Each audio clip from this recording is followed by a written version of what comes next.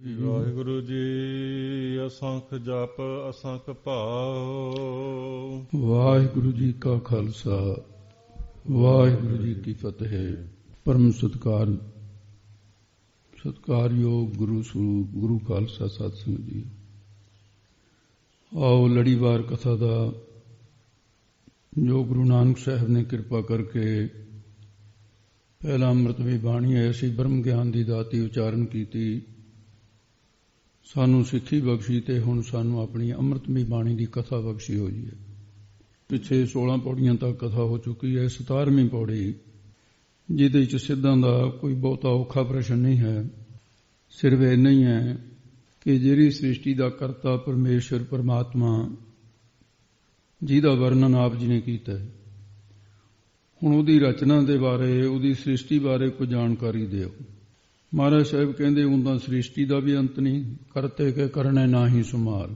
ਪਿੱਛੇ ਤੁਹਾਨੂੰ ਦੱਸ ਕੇ ਹਟੇ ਹਾਂ, ਪਰ 3 ਪ੍ਰਕਾਰ ਦੀ ਸ੍ਰਿਸ਼ਟੀ, ਸਾਂਤਕੀ, ਰਾਜਸੀ, ਤਾਮਸੀ, ਇਹਦੇ ਵਿੱਚ ਦੱਸਦੇ ਹੋਏ ਹੁਣ ਪਹਿਲਾਂ ਸਾਂਤਕੀ ਸ੍ਰਿਸ਼ਟੀ ਤੇ ਰਾਜਸੀ ਸ੍ਰਿਸ਼ਟੀ ਬਾਰੇ ਕਥਨ ਕਰਨਗੇ, ਤੇ ਰਾਜਸੀ ਸ੍ਰਿਸ਼ਟੀ ਤੋਂ ਵੀ ਪਹਿਲਾਂ ਸਾਂਤਕੀ ਸ੍ਰਿਸ਼ਟੀ ਜਿਹੜੀ ਦੈਵੀ ਸੰਪਦਾ ਵਾਲੀ ਹੈ ਉਹਦੇ ਬਾਰੇ ਕਥਨ ਕਰਦੇ ਨੇ। ਇਹਦੀ ਹਰ ਤੁਕ ਦੇ ਵਿੱਚ 5-5 ਅਰਥ ਜਿਹੜੇ ਨਾਲ ਦੀ ਨਾਲ ਲੱਗਣਗੇ। ਸੋ ਆਓ ਮਨ ਵਿੱਚ ਇਕਾਗਰ ਕਰਕੇ ਸ਼ਰਵਣ ਕਰੋ ਜੀ। ਸ੍ਰੀ ਵਾਹਿਗੁਰੂ ਜੀ। ਅਸੰਖ ਜਪ ਅਸੰਖ ਭਾਉ। ਵਾਹਿਗੁਰੂ ਜੀ ਕਾ ਖਾਲਸਾ ਵਾਹਿਗੁਰੂ ਜੀ ਕੀ ਫਤਿਹ। ਪਰਮ ਸਤਿਕਾਰਯੋਗ ਗੁਰੂ ਸਰੂਪ ਗੁਰੂ ਖਾਲਸਾ ਸਾਧ ਸੰਗਤ ਜੀ, ਆਓ ਲੜੀਵਾਰ ਕਥਾ ਦਾ ਜੋ ਗੁਰੂ ਨਾਨਕ ਸਾਹਿਬ ਨੇ ਕਿਰਪਾ ਕਰਕੇ ਪਹਿਲਾ ਅੰਮ੍ਰਿਤਮਈ ਬਾਣੀ ਐਸੀ ਬ੍ਰਹਮ ਗਿਆਨ ਦੀ ਦਾਤੀ ਉਚਾਰਨ ਕੀਤੀ, ਸਾਨੂੰ ਸਿੱਖੀ ਬਖਸ਼ੀ ਤੇ ਹੁਣ ਸਾਨੂੰ ਆਪਣੀ ਅੰਮ੍ਰਿਤਮਈ ਬਾਣੀ ਦੀ ਕਥਾ ਬਖਸ਼ੀ ਹੋਈ ਹੈ। ਪਿੱਛੇ 16 ਪੌੜੀਆਂ ਤੱਕ ਕਥਾ ਹੋ ਚੁੱਕੀ ਹੈ। 17ਵੀਂ ਪੌੜੀ ਜਿਹਦੇ ਵਿੱਚ ਸਿੱਧਾਂ ਦਾ ਕੋਈ ਬਹੁਤਾ ਔਖਾ ਪ੍ਰਸ਼ਨ ਨਹੀਂ ਹੈ, ਸਿਰਫ ਇੰਨਾ ਹੀ ਹੈ ਕਿ ਜਿਹੜੀ ਸ੍ਰਿਸ਼ਟੀ ਦਾ ਕਰਤਾ ਪਰਮੇਸ਼ਰ ਪਰਮਾਤਮਾ ਜਿਹਦਾ ਵਰਣਨ ਆਪ ਜੀ ਨੇ ਕੀਤਾ ਹੈ, ਹੁਣ ਉਹਦੀ ਰਚਨਾ ਦੇ ਬਾਰੇ, ਉਹਦੀ ਸ੍ਰਿਸ਼ਟੀ ਬਾਰੇ ਕੋਈ ਜਾਣਕਾਰੀ ਦਿਓ। ਮਹਾਰਾਜ ਸਾਹਿਬ ਕਹਿੰਦੇ ਉਹਦਾ ਸ੍ਰਿਸ਼ਟੀ ਦਾ ਵੀ ਅੰਤ ਨਹੀਂ, ਕਰਤੇ ਕੇ ਕਰਨੇ ਨਾ ਹੀ ਸੁਮਾਰ। ਪਿੱਛੇ ਤੁਹਾਨੂੰ ਦੱਸ ਕੇ ਹਟੇ ਹਾਂ, ਪਰ 3 ਪ੍ਰਕਾਰ ਦੀ ਸ੍ਰਿਸ਼ਟੀ, ਸਾਂਤਕੀ, ਰਾਜਸੀ, ਤਾਮਸੀ, ਇਹਦੇ ਵਿੱਚ ਦੱਸਦੇ ਹੋਏ ਹੁਣ ਪਹਿਲਾਂ ਸਾਂਤਕੀ ਸ੍ਰਿਸ਼ਟੀ ਤੇ ਰਾਜਸੀ ਸ੍ਰਿਸ਼ਟੀ ਬਾਰੇ ਕਥਨ ਕਰਨਗੇ, ਤੇ ਰਾਜਸੀ ਸ੍ਰਿਸ਼ਟੀ ਤੋਂ ਵੀ ਪਹਿਲਾਂ ਸਾਂਤਕੀ ਸ੍ਰਿਸ਼ਟੀ ਜਿਹੜੀ ਦੈਵੀ ਸੰਪਦਾ ਵਾਲੀ ਹੈ ਉਹਦੇ ਬਾਰੇ ਕਥਨ ਕਰਦੇ ਨੇ। ਇਹਦੀ ਹਰ ਤੁਕ ਦੇ ਵਿੱਚ 5-5 ਅਰਥ ਜਿਹੜੇ ਨਾਲ ਦੀ ਨਾਲ ਲੱਗਣਗੇ। ਸੋ ਆਓ ਮਨ ਵਿੱਚ ਇਕਾਗਰ ਕਰਕੇ ਸ਼ਰਵਣ ਕਰੋ ਜੀ। ਸ੍ਰੀ ਵਾਹਿਗੁਰੂ ਜੀ। ਅਸੰਖ ਜਪ ਅਸੰਖ ਭਾਉ। ਮਾਰੇ ਕਹਿੰਦੇ ਸਿੱਧੋ ਅਸੰਖ ਜਪ, ਅਸੰਖ ਜਿਹੜਾ ਸੰਖ ਨਾਮ ਗਿਣਤੀ ਦਾ ਹੈ।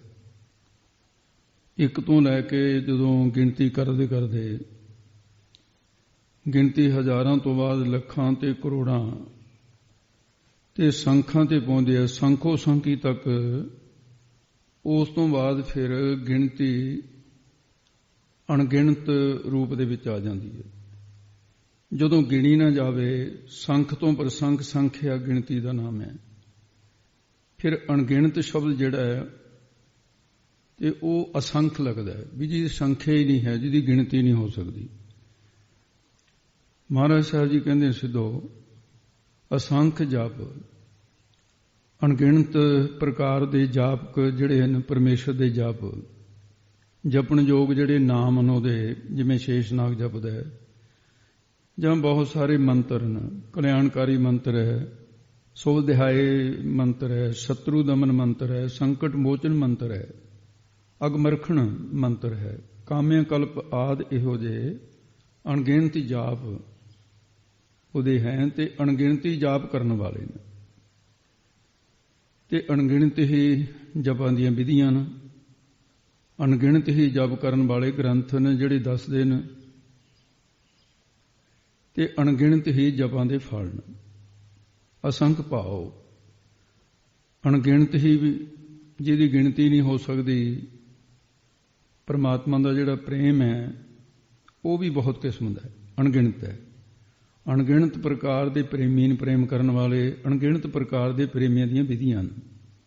ਅਣਗਿਣਤ ਹੀ ਅਸੰਖ, ਅਣਗਿਣਤ ਹੀ ਪ੍ਰੇਮ ਕਥਨ ਕਰਨ ਵਾਲੇ ਗ੍ਰੰਥ ਨੇ। ਅਣਗਿਣਤ ਹੀ ਪ੍ਰੇਮ ਦਾ ਫਲ ਹੈ। ਸਾਚ ਕਹੂੰ ਸੁਣ ਲਿਓ ਸਭੈ ਜਿਨ ਪ੍ਰੇਮ ਕੀਓ ਤਿਨ ਹੀ ਪ੍ਰਭ ਪਾਇਓ। ਤੋ ਇਸ ਪ੍ਰਕਾਰ ਕਥਨ ਕਰਦੇ ਹਨ। ਅਸੰਖ ਪੂਜਾ ਅਸੰਖ ਤਪ ਤਾਉ, ਗਿਣਤੀ ਤੋਂ ਰਹਿਤ ਪ੍ਰਕਾਰ ਦੀ ਪੂਜਾ ਹੈ। ਅਣਗਿਣਤ ਪ੍ਰਕਾਰ ਦੀ ਪੂਜਾ ਕਰਨ ਵਾਲੇ ਨੇ। ਅਣਗਿਣਤ ਪ੍ਰਕਾਰ ਦੀਆਂ ਪੂਜਾ ਦੀਆਂ ਵਿਧੀਆਂ ਨੇ। ਅਣਗਿਣਤ ਪ੍ਰਕਾਰ ਹੀ ਪੂਜਾ ਦੀ ਸਮੱਗਰੀ ਹੈ। ਅਣਗਿਣਤ ਪ੍ਰਕਾਰ ਪੂਜਾ ਦੇ ਫਲ ਨੇ। ਅਸੰਖ ਤਪ ਤਾਉ, ਅਸੰਖ ਗਿਣਤੀ ਤੋਂ ਰਹਿਤ ਅਣਗਿਣਤ ਪ੍ਰਕਾਰ ਦੇ ਰਾਜਸੀ, ਤਾਮਸੀ, ਸਾਂਤਕੀ ਇਹ ਭੇਦਨ ਤਪ ਦੇ। ਤੇ ਅਸੰਖ ਪ੍ਰਕਾਰ ਦੇ ਤਾਉ ਤਪ ਸਾਧਨ ਕਰਨ ਵਾਲੇ ਤਪੀਏ ਨੇ। ਅਣਗਿਣਤ ਪ੍ਰਕਾਰ ਦੀ ਤਪ ਸਾਧਨ ਦੀਆਂ ਵਿਧੀਆਂ ਨੇ। ਜਿਸ ਤਰ੍ਹਾਂ ਭਾਈ ਸੰਤੋਖ ਸਿੰਘ ਸਾਹਿਬ ਨੇ ਇਹ ਸਾਰੀਆਂ ਵਿਧੀਆਂ ਸ੍ਰੀ ਨਾਨਕ ਪ੍ਰਕਾਸ਼ ਦੇ ਵਿੱਚ, ਗੁਰੂ ਨਾਨਕ ਦੇ ਜੀਵਨ ਦੇ ਵਿੱਚ ਜਦੋਂ ਚੂੜਕਾਣੇ ਗਏ ਸੀ, ਸੁੰਦਰ ਆਸ਼ਰਮ ਏਕ ਨਿਹਾਰੀ, ਜਹ ਤਪੀਸਰ ਤਪ ਤਪ ਹੈ ਭਾਰੀ, ਕਹਿ ਆਸਨ ਕਹਿ ਊਰਧ ਬਾਹੂ, ਬਿਟਬਤ ਲਟਕਤ ਕੋ ਉਠਾਉ। ਇਹਦੇ ਵਿੱਚ ਸਾਰੇ ਹੀ ਕਥਨ ਕੀਤਾ ਹੈ ਵੀ ਕੋਈ ਪੁੱਠਾ ਲਟਕਦਾ ਹੈ, ਕੋਈ ਬਾਹਾਂ ਤਾਹਾਂ ਨੂੰ ਕੀਤੀਆਂ, ਕਿਸੇ ਦੇ ਸੁਆਹ ਮਲੀ ਹੋਈ ਹੈ, ਕਿਸੇ ਦੇ ਜਟਾਂ ਧਾਰੀਆਂ ਨੇ। ਇਸ ਤਰ੍ਹਾਂ ਦੇ ਤਪ ਕਰਨ ਵਾਲੇ ਵੀ ਅਨੇਕਾਂ ਹੀ। ਅਣਗਿਣਤ ਪ੍ਰਕਾਰ ਦੇ ਤਪਾਂ ਦੇ ਕਥਨ ਕਰਨ ਵਾਲੇ ਗ੍ਰੰਥ ਹਨ। ਅਣਗਿਣਤ ਪ੍ਰਕਾਰ ਦੇ ਤਪਾਂ ਦੇ ਫਲ ਵੀ ਹਨ। ਅਸੰਖ ਗ੍ਰੰਥ ਮੁਖ ਵੇਦ ਪਾਠ, ਗਿਣਤੀ ਤੋਂ ਰਹਿਤ ਗ੍ਰੰਥ ਜਿਵੇਂ ਉਪਨਿਸ਼ਦਾਂ ਜਿਨ੍ਹਾਂ ਵਿੱਚ ਮੁੱਖ ਤੌਰ ਤੇ ਵੇਦ ਪਾਠ ਹੈ। ਅਣਗਿਣਤ ਪ੍ਰਕਾਰ ਹੀ ਉਹਨਾਂ ਦੇ ਮੁੱਖੋਂ ਪਾਠ ਕਰਨ ਦੀਆਂ ਵਿਧੀਆਂ ਤੇ ਐਸੀਆਂ ਉਚਾਰਨ ਕੀਤੀਆਂ ਜਾਂਦੀਆਂ। ਅਣਗਿਣਤ ਪ੍ਰਕਾਰ ਦੇ ਮੁੱਖ ਤੋਂ ਵੇਦ ਪਾਠ ਕਰਨ ਵਾਲੇ ਵਿਦਵਾਨ ਬਹੁਤ ਸਾਰੇ ਰਿਸ਼ੀ ਨੇ ਜਿਨ੍ਹਾਂ ਦੇ ਨਾਂ ਲਿਆ ਜਾ ਸਕਦਾ ਹੈ।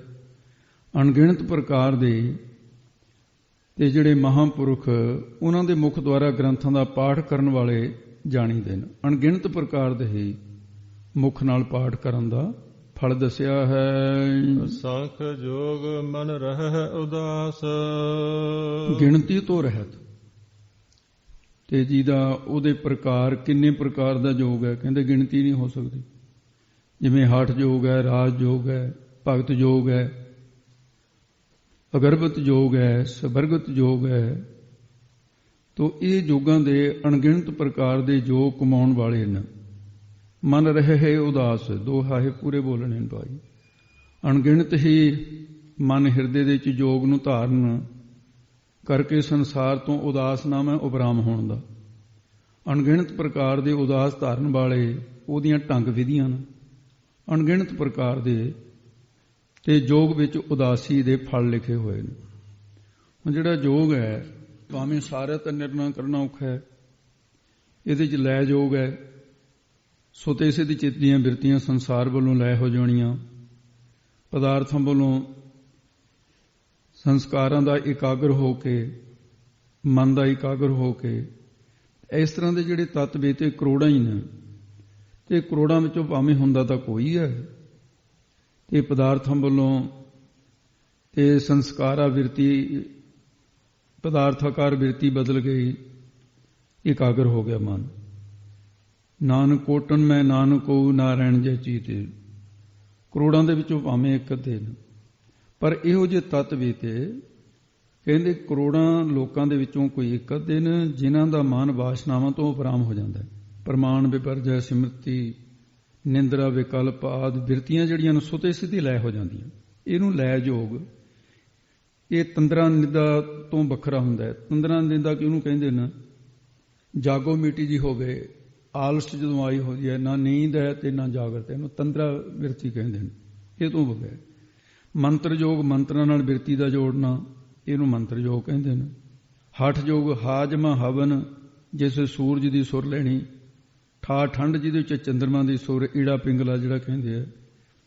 ਇਹ ਪ੍ਰਾਣਾਯਾਮ ਇਸ ਪ੍ਰਕਾਰ ਦਾ ਕਰਨਾ ਇਹ ਜਿਹੜਾ ਰਾਜ ਯੋਗ ਹੈ, ਪ੍ਰਕਾਸ਼ ਰੂਪ ਬ੍ਰਹਮ ਦੇ ਵਿੱਚ ਮਨ ਦਾ ਜੁੜ ਜਾਣਾ, ਜੈਸੇ ਜਲ ਮੈਂ ਕਮਲ ਨਿਰਾਲਮ ਜਾਂ ਪਿੱਛੇ ਗ੍ਰਹਿ ਗੁਰ ਬਚਨੋ ਉਦਾਸੀ ਹਉਮੈ ਮੋਹ ਜਲਾਇਆ।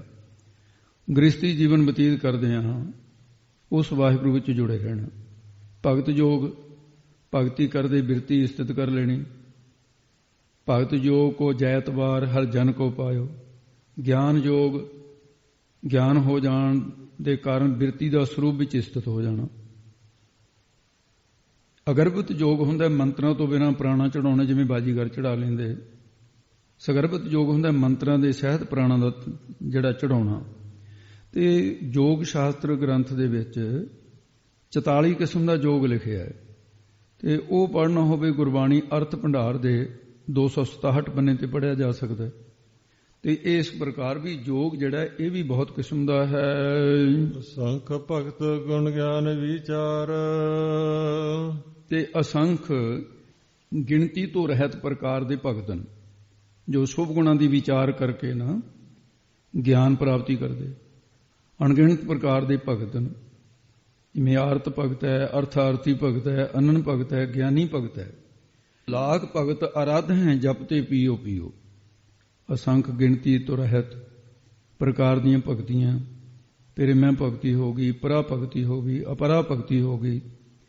ਅਸੰਖ ਅਣਗਿਣਤ ਪ੍ਰਕਾਰ ਦੀ ਭਗਤੀ ਕਰਨ ਦੀਆਂ ਵਿਧੀਆਂ ਵੀ ਨੇ,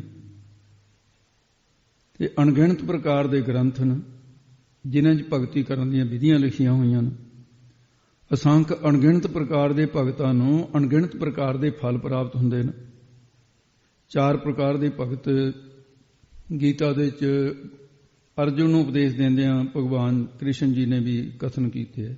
ਅਰਥਾਰਥੀ ਭਗਤ ਕਿਸੇ ਕਾਮਨਾ ਨੂੰ ਲੈ ਕੇ ਭਗਤੀ ਕਰਦੇ ਆ, ਉਹਨੂੰ ਅਰਥਾਰਥੀ ਭਗਤ ਕਹਿੰਦੇ ਨੇ।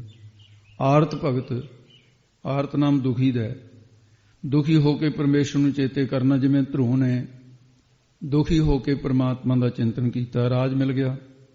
ਅਨਨ ਭਗਤ ਜੋ ਕਿਸੇ ਹੋਰ ਨੂੰ ਨਹੀਂ ਮੰਨਦਾ, ਜਿਵੇਂ ਨਾਮਦੇਵ ਜੀ, ਕਬੀਰ ਜੀ, ਇਹ ਅਨਨ ਭਗਤ ਹੋਏ। ਗਿਆਨੀ ਭਗਤ ਜੋ ਗਿਆਨ ਪ੍ਰਾਪਤ ਹੋਣ ਤੋਂ ਬਾਅਦ ਫਿਰ ਵੀ ਵਾਹਿਗੁਰੂ ਦਾ ਆਰਾਧਨ ਕਰਦੇ, ਜਿਵੇਂ ਭਾਈ ਮਨੀ ਸਿੰਘ, ਬਾਬਾ ਦੀਪ ਸਿੰਘ ਜੀ, ਬਾਬਾ ਬੁੱਢਾ ਸਾਹਿਬ ਜੀ। ਕਹੋ ਨਾਨਕ ਕਿਰਪਾ ਭਾਈ ਭਗਤ ਗਿਆਨੀ ਸੋਏ। ਤੋ ਇਸ ਕਰਕੇ ਗੁਣ, ਅਸੰਖ ਭਗਤ ਗੁਣ ਗਿਆਨ ਵਿਚਾਰ, ਇਹ ਭਗਤੀ ਹੈ ਨਾ। ਅਣਗਿਣਤ ਹੀ ਗੁਣ, ਜਿਵੇਂ ਸਤ ਸੰਤੋਖ ਦਇਆ ਧਰਮ ਵਿਚਾਰ ਕਰਨਾ ਮੁਤਰਾ ਮੁਦਤਾ ਮੈਤਰੀ ਆਦਿ। ਅਣਗਿਣਤ ਹੀ ਗੁਣ ਗ੍ਰਹਿਣ ਕਰਨ ਦੀਆਂ ਵਿਧੀਆਂ ਨੇ, ਅਣਗਿਣਤ ਗੁਣਾਂ ਦੇ ਧਾਰਨੀ ਨੇ, ਅਣਗਿਣਤ ਪ੍ਰਕਾਰ ਦੇ ਗੁਣ ਦੇਣ ਵਾਲੇ ਗ੍ਰੰਥ ਨੇ, ਅਣਗਿਣਤ ਗੁਣਾਂ ਦੇ ਫਲ ਨੇ।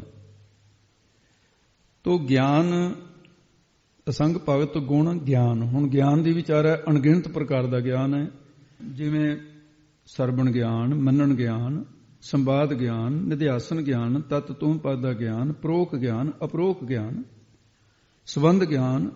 ਅਣਗਿਣਤ ਪ੍ਰਕਾਰ ਦੇ ਗਿਆਨ ਦੇ ਧਾਰਨੀ ਗਿਆਨੀ ਨੇ, ਅਣਗਿਣਤ ਪ੍ਰਕਾਰ ਦੇ ਗਿਆਨ ਦੇ ਪੁਰਾਤਨ ਗ੍ਰੰਥ ਨੇ, ਅਣਗਿਣਤ ਪ੍ਰਕਾਰ ਦੇ ਗਿਆਨ ਦੇ ਫਲ ਨੇ, ਅਣਗਿਣਤ ਪ੍ਰਕਾਰ ਦੇ ਰਿਸ਼ੀ ਮੁਨੀ ਗਿਆਨ ਦੇ ਅੱਗੇ ਵਿਚਾਰ ਦੱਸਣ ਵਾਲੇ, ਲਿਖਣ ਵਾਲੇ ਨੇ। ਵਿਚਾਰ, ਅਸੰਖ ਭਗਤ ਗੁਣ ਗਿਆਨ ਵਿਚਾਰ, ਇਹ ਪਦ ਹੈ। ਅਣਗਿਣਤ ਪ੍ਰਕਾਰ ਦੀ ਵਿਚਾਰ ਹੈ, ਅਣਗਿਣਤ ਪ੍ਰਕਾਰ ਦੇ ਵਿਚਾਰ ਦੇ ਕਰਨ ਵਾਲੇ ਵਿਚਾਰਵਾਨ, ਅਣਗਿਣਤ ਪ੍ਰਕਾਰ ਦੀ ਵਿਚਾਰ ਕਰਨ ਦੀ ਵਿਧੀ ਹੈ, ਅਣਗਿਣਤ ਪ੍ਰਕਾਰ ਦੇ ਵਿਚਾਰ ਦੇ ਕਰਨ ਵਾਲੇ ਗ੍ਰੰਥ ਹਨ, ਅਣਗਿਣਤ ਪ੍ਰਕਾਰ ਹੀ ਵਿਚਾਰ ਦਾ ਫਲ ਹੈ। ਕਿਉਂ ਕਥਨ ਕੀਤਾ ਹੈ ਜੀ। ਅਸੰਖ ਸਤੀ ਅਸੰਖ ਦਾਤਾਰ। ਅਣਗਿਣਤ ਪ੍ਰਕਾਰ ਦੀ ਸਤੀ ਕੀ ਇਹ ਸਤ ਨੂੰ ਧਾਰਨ ਕਰਨ ਵਾਲੇ ਸਤਵਾਦੀ ਲੋਕ ਨੇ।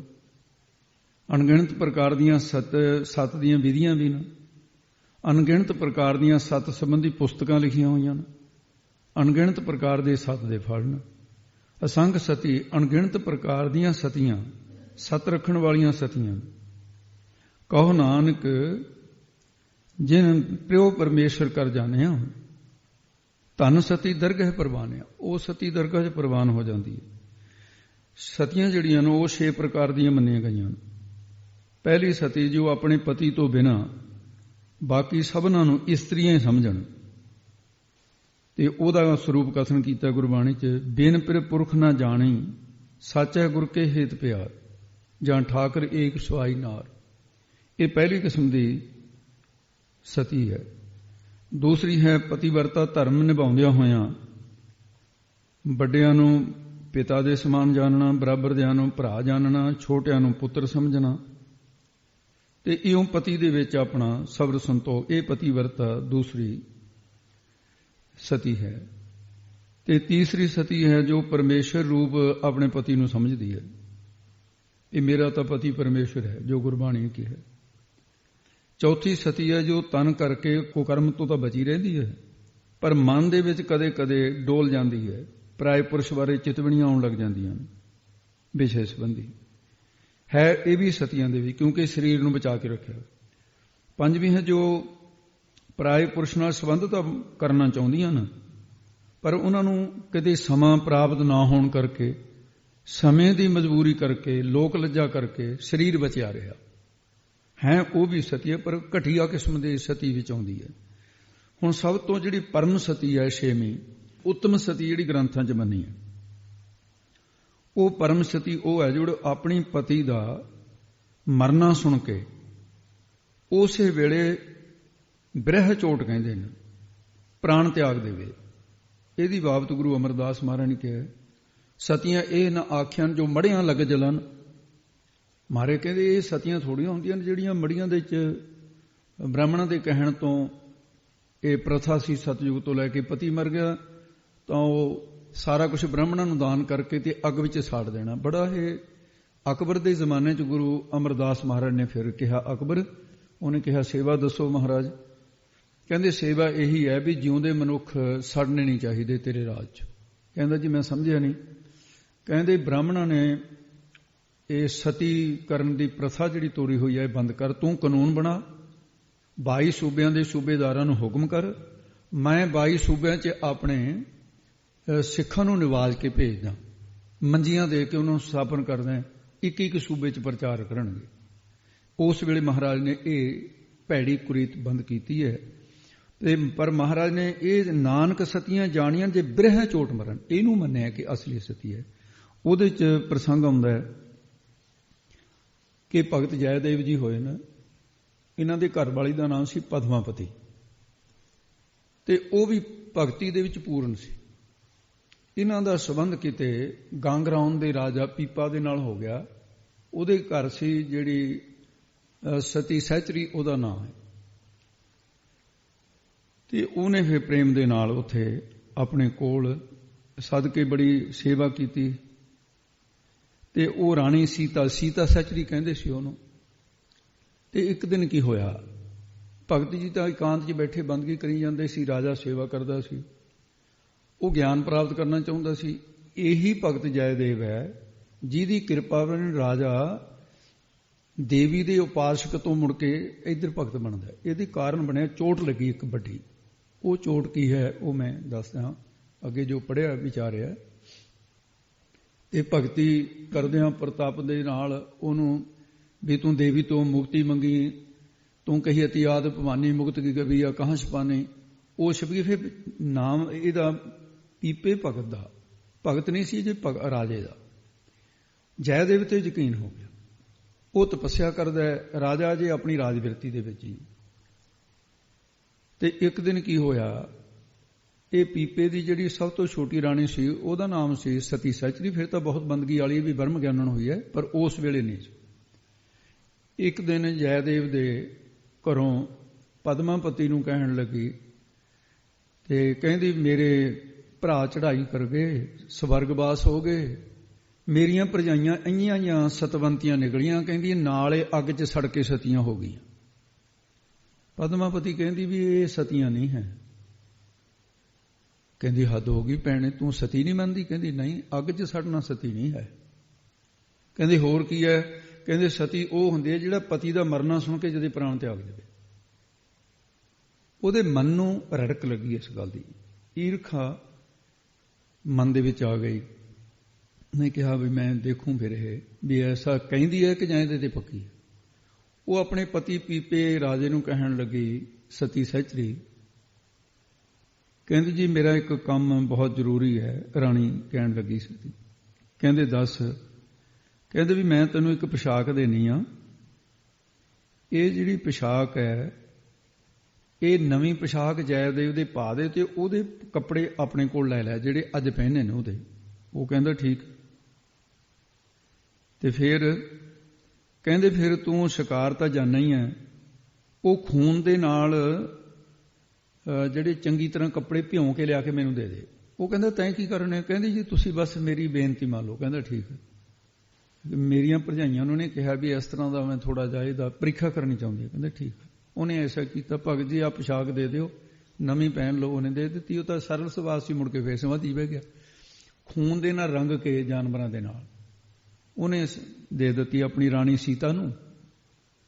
ਸੀਤਾ ਸਚਰੀ ਨੇ ਮੂੰਹ ਜਾ ਬਣਾ ਕੇ ਲਮਕਾ ਕੇ ਕਹਿੰਦੀ ਲੈ ਭੈਣੇ ਬਈ ਬੜਾ ਗਜਬ ਹੋ ਗਿਆ, ਅਨਰਥ ਹੀ ਹੋ ਗਿਆ। ਉਹ ਕਹਿੰਦੀ ਕੀ ਹੋ ਗਿਆ? ਜੋ ਹੁੰਦਾ ਹੈ ਪ੍ਰਮਾਤਮਾ ਦੇ ਭਾਣੇ 'ਚ ਹੁੰਦਾ ਹੈ, ਤੂੰ ਐਂ ਕਿਉਂ ਕਹਿਨੀ ਹੈ? ਕਹਿੰਦੀ ਜੀ ਮੇਰਾ ਪਤੀ ਗਿਆ ਸੀ ਪੀਪਾ ਸ਼ਿਕਾਰ ਨੂੰ, ਗਾਹਾਂ ਤਾਂ ਉੱਥੇ ਹੋਰ ਹੀ ਪਾਣਾ ਵਰਤ ਗਿਆ। ਤੇਰੇ ਪਤੀ ਨੂੰ ਸ਼ੇਰ ਨੇ ਖਾ ਲਿਆ, ਆ ਉਹਦੇ ਖੂਨ ਦੇ ਕੱਪੜੇ ਨੇ ਮੇਰੇ ਕੋਲ, ਆਹ ਤੂੰ ਲੈ ਲੈ। ਕਹਿੰਦੀ ਅੱਛਾ, ਪਤੀ ਮੈਨੂੰ ਬਿਨਾਂ ਦੱਸੇ ਹੀ ਛੱਡ ਕੇ ਚਲਿਆ ਗਿਆ ਮੈਨੂੰ। ਉਸੇ ਵੇਲੇ ਪ੍ਰਾਣ ਤਿਆਗ ਦਿੱਤੇ।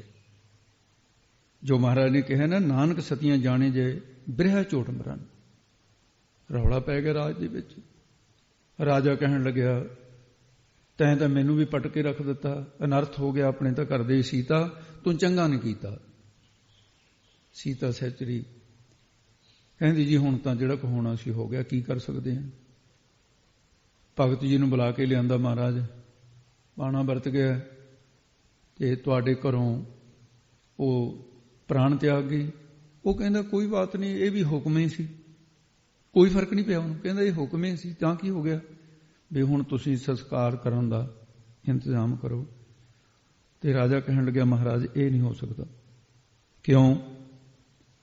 ਕਹਿਣ ਲੱਗਾ ਜੀ ਤੁਸੀਂ, ਤੁਹਾਨੂੰ ਐਡੀ ਬੜੀ ਸਮਰੱਥਾ ਦਿੱਤੀ ਹੈ ਵੀ ਤੁਸੀਂ ਇਹਨੂੰ ਜਿਉਂਦੀ ਕਰੋ। ਉਹ ਕਹਿੰਦਾ ਮੈਂ ਤਾਂ ਨਹੀਂ ਜਿਉਂਦੀ ਕਰਦਾ, ਮੈਂ ਪਰਮਾਤਮਾ ਦੇ ਭਾਣੇ ਵਿੱਚ ਮੈਂ ਥੋੜ੍ਹੀ ਦਖਲ ਦੇ ਸਕਦਾ, ਮੈਂ ਤਾਂ ਉਹਦੀ ਰਜ਼ਾ 'ਚ ਰਹਿਣ ਵਾਲਾ।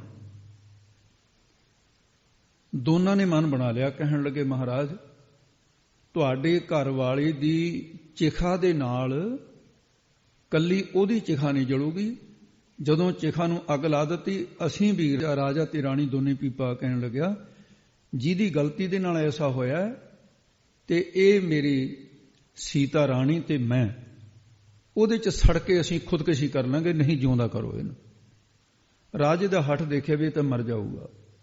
ਉਹਨੇ ਕਿਹਾ ਵੀ ਹੁਣ ਇਹ ਵੀ ਬਹੁਤ ਵੱਡਾ ਪਾਪ ਹੈ, ਜੇ ਦੋ ਮਰ ਗਏ, ਹੁਣ ਤਾਂ ਇੱਕ ਮਰਿਆ ਹੈ।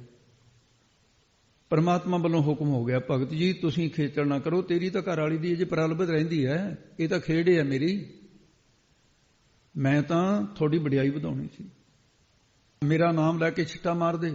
ਉਹਨੇ ਛਿੱਟਾ ਮਾਰਿਆ, ਉਹ ਉੱਠ ਕੇ ਪਦਮਾਵਤੀ ਬੈਠੀ ਹੋ ਗਈ। ਦੋਨਾਂ ਨੇ ਚਰਨ ਫੜੇ ਤੇ ਕਹਿਣ ਲੱਗੀ ਵੀ ਹੁਣ ਮੈਨੂੰ ਇਸ ਗੱਲ ਦਾ ਯਕੀਨ ਹੋ ਗਿਆ ਵੀ ਅਸਲੀ ਸਤੀ ਉਹ ਹੈ ਜਿਹੜੇ ਬਿਰਹ ਝੋਟ ਮਰਨ। ਉਹਨੇ ਕਿਹਾ ਗਾਹਾਂ ਨੂੰ ਕਿਸੇ ਸਤੀ ਦਾ ਇਮਤਿਹਾਨ ਨਹੀਂ ਲੈਣਾ, ਪ੍ਰੀਖਿਆ ਨਹੀਂ ਕਰਨੀ। ਪ੍ਰੀਖਿਆ ਦਾ ਕੀ ਕਰਨੀ ਹੈ? ਰਾਜਾ ਤੇ ਸਤੀ ਸਹਿਚਰੀ, ਰਾਣੀ ਉਹਦੀ ਸਭ ਤੋਂ ਛੋਟੀ, 20 ਰਾਣੀਆਂ ਸੀ, ਸਾਰਿਆਂ ਤੋਂ ਛੋਟੀ ਸੀ, ਚੜ੍ਹਦੀ ਉਮਰ ਦੀ ਸੀ। ਇਹਨਾਂ ਨੇ ਫਿਰ ਫਕੀਰੀ ਧਾਰਨ ਕੀਤੀ, ਰਾਜ ਛੱਡ ਦਿੱਤਾ। ਰਾਜ ਛੱਡ ਕੇ ਭਗਤ ਜੈਦੇਵ ਦੇ ਨਾਲ ਇਹ ਫਿਰ ਇਹਨਾਂ ਨੇ ਕਾਂਸੀ ਦੇ ਜਾ ਕੇ ਰਾਮਾਨੰਦ ਜੀ ਨੂੰ ਗੁਰੂ ਧਾਰਨ ਕੀਤਾ। ਤੇ ਫਿਰ ਇਹ ਜਾ ਕੇ ਕਹਿਣ ਤੋਂ ਭਾਵ ਹੈ ਵੀ ਐਸੀਆਂ ਸਤੀਆਂ ਵੀ ਹਨ, ਅਸੰਖ ਸਤੀ। ਤੇ ਜਿਹੜਾ ਵਿਛੋਣਾ ਸੁਣੇ ਦੁੱਖ ਬਿਨ ਡਿਠੇ ਮਰਿਓਦ, ਬਾਝ ਪਿਆਰੇ ਆਪਣੇ ਵਿਰਹੀਨਾਂ ਦੀ ਰੋਧ। ਤੇ 4 ਪ੍ਰਕਾਰ ਦੀਆਂ ਹੋਰ ਸਤੀਆਂ ਵੀ ਮੰਨੀਆਂ ਹਨ। ਸ੍ਰੀ ਰਾਮਚੰਦਰ ਭਗਵਾਨ ਜੀ ਜਦੋਂ ਬਾਲੀ ਮਾਰ ਦਿੱਤਾ ਸੀ, ਉਹਦੀ ਜਿਹੜੀ ਰਾਣੀ ਸੀ ਤਾਰਾ ਕਹਿੰਦੀ ਵੀ ਮੈਂ ਤਾਂ ਆਪਣੇ ਪਤੀ ਨਾਲ ਸੜ ਕੇ ਸੁਆਹ ਹੋ ਜਾਣਾ। ਉਸ ਵੇਲੇ ਫਿਰ ਇਹ ਪ੍ਰਸੰਗ ਅਧਿਆਤਮ ਰਮਾਇਣ ਹੈ, ਇੱਕ ਪੰਡਤ ਗੁਲਾਬ ਸਿੰਘ ਜਿਹੜਾ ਗੁਰੂ ਗੋਬਿੰਦ ਸਿੰਘ ਦੇ ਵਿਦਿਆਰਥੀ ਦਾ ਵਿਦਿਆਰਥੀ ਹੈ, ਉਹਨੇ ਅਧਿਆਤਮ ਰਮਾਇਣ ਲਿਖਿਆ ਵੀ ਰਮਾਇਣ ਦਾ ਅਸਲੀ ਸਿਧਾਂਤ ਕੀ ਹੈ। ਉਹਦੇ 'ਚੋਂ ਲਿਖਦੇ ਕਿ ਰਾਮ ਜੀ ਕਹਿੰਦੇ ਨੇ ਜਿਹੜੇ ਬਾਣੀ ਕਰਕੇ ਕਿਸੇ ਦੂਸਰੇ ਪੁਰਸ਼ ਨਾਲ ਜ਼ਿੰਦਗੀ ਭਰ ਕਿਤੇ ਵਿਸ਼ੇ ਦੀ ਗੱਲ ਨਾ ਕਰੇ, ਰਾਮ ਜੀ ਕਹਿੰਦੇ ਉਹ ਸਤੀ ਨੂੰ 500 ਸਾਲ ਤੱਕ ਸਵਰਗ ਦੇ ਵਿੱਚ ਪਰਮੇਸ਼ਰ ਵਾਸਾ ਦਿੰਦਾ ਪਤੀ ਦੇ ਨਾਲ। ਉਹਨੂੰ ਤਾਰਾ ਨੂੰ ਕਹਿੰਦੇ ਨੇ। ਤੇ ਜੋ ਸਰੀਰ ਕਰਕੇ ਕੁਕਰਮ ਤੋਂ ਬਚੀਆਂ ਹੋਈਆਂ ਹੋਣ ਤੇ ਮਨ ਭਾਵੇਂ ਡੋਲਦਾ ਵੀ ਹੋਵੇ, ਉਹ 1000 ਸਕ ਪਤੀ ਦੇ ਸਮੇਤ ਸਵਰਗ ਵਿੱਚ ਵਸਦੀਆਂ ਹਨ। ਤੀਸਰੀ ਸਤੀ ਕਿਹਾ ਜੋ ਮਨ ਕਰਕੇ ਵੀ ਕਾਇਮ ਰਹਿੰਦੀਆਂ ਹਨ, ਤਨ ਕਰਕੇ ਵੀ ਕਾਇਮ ਰਹਿੰਦੀਆਂ ਹਨ। ਜਤ ਸਤ ਦੇ ਵਿੱਚ ਉਹ ਇੰਦਰ ਦੀ ਉਮਰ ਤੱਕ ਸਵਰਗ ਦੇ ਵਿੱਚ ਜਾ ਕੇ ਬਸਦੀਆਂ ਹਨ। ਉਹ ਸਤ ਦੇ ਪ੍ਰਭਾਰ ਕਰਕੇ ਪਤੀ ਉਨੀ ਦੇਰ ਤੱਕ ਨਾਲੇ ਵਸਦਾ ਹੈ। ਚੌਥੀ ਸਤੀ ਕਿਹਾ ਜੋ ਆਪਣੇ ਪਤੀ ਤੋਂ ਬਿਨਾਂ ਕਿਸੇ ਨੂੰ ਪੁਰਖ ਨਹੀਂ ਸਮਝਦੀਆਂ, ਇਸਤਰੀਆਂ ਸਮਝਦੀਆਂ ਹਨ, ਉਹ ਪਤੀ ਸਮੇਤ ਸਦਾ ਅਮਰ ਹੋ ਜਾਂਦੀਆਂ ਹਨ। ਇਸ ਪ੍ਰਕਾਰ ਜਿਹੜੇ ਸੰਤ ਨੇ ਇਹਦੇ ਵਿੱਚੋਂ ਆਪਾਂ ਨੂੰ ਅੰਤਰੀ ਭਾਵ ਕੀ ਮਿਲਦਾ ਹੈ? ਬਾਹਜ ਭਾਵ ਤਾਂ ਹੋ ਗਿਆ ਇਸਤਰੀ ਜਾਤੀ ਵਾਸਤੇ, ਸਮਾਜ ਦੀ ਬੁਰਾਈ ਖਤਮ ਕਰਨ ਵਾਸਤੇ। ਅੰਤਰੀ ਭਾਵ ਦੇ ਵਿੱਚ ਜਿਹੜੇ ਸੰਤ ਨੇ ਉਹ ਵੀ ਸਤੀਆਂ ਵਰਗੇ ਨੇ, ਉਹਨਾਂ ਦੇ ਵਿੱਚ ਵੀ ਕਈ ਕਿਸਮਾਂ ਨੇ। ਵੀ ਜਿਹੜਾ ਮਹਾਤਮਾ ਇੱਕ ਪਰਮੇਸ਼ਰ ਵਾਹਿਗੁਰੂ ਅਕਾਲ ਪੁਰਖ ਨੂੰ ਪਤੀ ਸਮਝਦਾ ਹੈ, ਠਾਕਰ ਏਕ ਸਮਾਈ ਨਾਲ ਦੇਵੀ ਦੇਵਤਿਆਂ ਸਤਕਾਰ ਸਭ ਦਾ ਕਰਦਾ ਹੈ, ਪਰਮਾਤਮਾ ਤੋਂ ਬਿਨਾਂ ਕਿਸੇ ਨੂੰ ਨਹੀਂ ਸਮਝਦਾ, ਹੋਰ ਮੰਨਦਾ ਨਹੀਂ ਕਿਸੇ ਨੂੰ। ਤੇ ਜਿਸ ਤਰ੍ਹਾਂ ਦੂਸਰੀ ਸਤੀ ਮਾਤਾ ਪਿਤਾ ਨੇ ਜਿਹੜੀ ਜੇ ਸਰੀਰ ਦੇ ਨਾਲ ਵਿਵਾਹ ਕਰ ਦਿੱਤਾ, ਉਹਨੂੰ ਪਤੀ ਪਰਮੇਸ਼ਰ ਜਾਣਨਾ, ਸਭ ਤੋਂ ਵੱਡਿਆਂ ਨੂੰ ਪਿਤਾ ਜਾਣਨਾ, ਪਿਤਾ ਦੇ ਸਮਾਨ ਜਾਣਨਾ, ਬਰਾਬਰਦਿਆਂ ਨੂੰ ਭਰਾ ਸਮਝਣਾ, ਛੋਟਿਆਂ ਨੂੰ ਪੁੱਤਰ ਸਮਝਣਾ। ਸੰਤ ਵੀ ਇਸੇ ਤਰ੍ਹਾਂ ਕਰਦੇ, ਇੱਕ ਵਾਹਿਗੁਰੂ ਨੂੰ ਪਤੀ ਜਾਣਦੇ ਆ, ਵੱਡਿਆਂ ਨੂੰ ਪਿਤਾ ਜਾਣ ਕੇ ਉਹਨਾਂ ਦੀ ਸੇਵਾ ਕਰਦੇ ਨੇ, ਬਰਾਬਰਦਿਆਂ ਨੂੰ ਭਾਈ ਜਾਣ ਕੇ ਸੇਵਾ ਕਰਦੇ ਨੇ, ਛੋਟਿਆਂ ਨੂੰ ਪੁੱਤਰ ਜਾਣ ਕੇ ਉਪਦੇਸ਼ ਦਿੰਦੇ। ਤੇ ਤੀਸਰਾ ਸਰੀਰ ਕਰਕੇ ਕਾਇਮ, ਮਨ ਕਰਕੇ ਭਾਵੇਂ ਡੋਲਣਾ, ਇਹੋ ਜਿਹੇ ਵੀ ਮਹਾਤਮਾ ਸਰੀਰ ਕਰਕੇ ਇੱਕ ਵਾਹਿਗੁਰੂ ਦੀ ਓਟ ਰੱਖਦੇ ਨੇ, ਮਨ ਕਰਕੇ ਭਾਵੇਂ ਡੋਲਦੇ ਨੇ, ਤੇ ਸਰੀਰ ਕਰਕੇ ਚੌਥੇ ਨੇ ਜਿਹੜੇ ਮਨ ਕਰਕੇ ਵੀ ਡੋਲਦੇ ਨੇ, ਸਰੀਰ ਕਰਕੇ ਵੀ ਡੋਲਦੇ ਨੇ, ਪਰ ਸਤਸੰਗਤ ਵਿੱਚ ਵਸਣ ਕਰਕੇ ਸਮਾਂ ਨਾ ਮਿਲਣ ਕਰਕੇ ਬਚੇ ਰਹਿੰਦੇ ਨੇ। ਤੇ ਇਉਂ ਸੰਤ ਨੇ ਜਿਹੜੇ ਉਹ ਇਸ ਪ੍ਰਕਾਰ ਉਹ ਵੀ ਸਤ ਪ੍ਰਤਗੀ ਤੇ ਸਤੀ। ਅਸੰਖ ਸਤੀ, ਅਣਗਿਣਤ ਪ੍ਰਕਾਰ ਦੀਆਂ ਸਤੀਆਂ ਦੇ ਕਥਨ ਕਰਨ ਵਾਲੇ ਗ੍ਰੰਥ, ਅਣਗਿਣਤ ਪ੍ਰਕਾਰ ਦੇ ਸਤੀਆਂ ਦੀਆਂ ਵਿਧੀਆਂ, ਅਣਗਿਣਤ ਪ੍ਰਕਾਰ ਦੇ ਸਤ ਪ੍ਰਤਗੀ ਸਤੀ ਉਹ ਮੰਨੀਆਂ, ਅਣਗਿਣਤ ਪ੍ਰਕਾਰ ਉਹਨਾਂ ਦੇ ਸਤ ਵਰਤ ਤੇ ਉਹਨਾਂ ਦੇ ਫਲ ਹੁੰਦੇ ਨੇ। ਅਸੰਖ ਦਾਤਾਰ, ਅਣਗਿਣਤ ਪ੍ਰਕਾਰ ਦੇ ਦਾਤਾਰ ਦਾਤੇ ਨੇ, ਅਣਗਿਣਤ ਪ੍ਰਕਾਰ ਦੇ ਦਾਤਾਂ ਨੂੰ ਪ੍ਰਾਪਤ ਕਰਨ ਵਾਲੇ, ਅਣਗਿਣਤ ਪ੍ਰਕਾਰ ਦੀਆਂ ਦਾਤਾਂ ਦਾਨ ਦੇਣ ਦੀਆਂ ਵਿਧੀਆਂ, ਅਣਗਿਣਤ ਪ੍ਰਕਾਰ ਦੇ ਗ੍ਰੰਥ ਦਾਨ ਦੇਣ ਦੇ ਸੰਬੰਧੀ ਕਥਨ ਕਰਦੇ ਨੇ, ਅਣਗਿਣਤ ਪ੍ਰਕਾਰ ਦਾਨ ਦੇਣ ਦਾ ਫਲ ਲਿਖਿਆ। ਮੂਲ ਰੂਪ ਦੇ ਦਾਤਿਆਂ ਨੂੰ 4 ਪ੍ਰਕਾਰ ਦਾ ਵੰਡਿਆ ਹੈ। ਦੇ ਮੰਗੈ ਸੈਸਾ ਗੁਣਾ, ਸੋਭ ਕਰੇ ਸੰਸਾਰ, ਇੱਥੋਂ ਇਹਦਾ ਸ਼ੁਰੂ ਹੁੰਦਾ ਹੈ। ਸਤੀਆਂ ਮਨ ਸੰਤੋਖ ਬੁਝੈ, ਦੇਣੇ ਕੈ ਵਿਚਾਰ, ਦੇ ਮੰਗੈ ਸੈਸਾ ਗੁਣਾ, ਸੋਭ ਕਰੇ ਸੰਸਾਰ।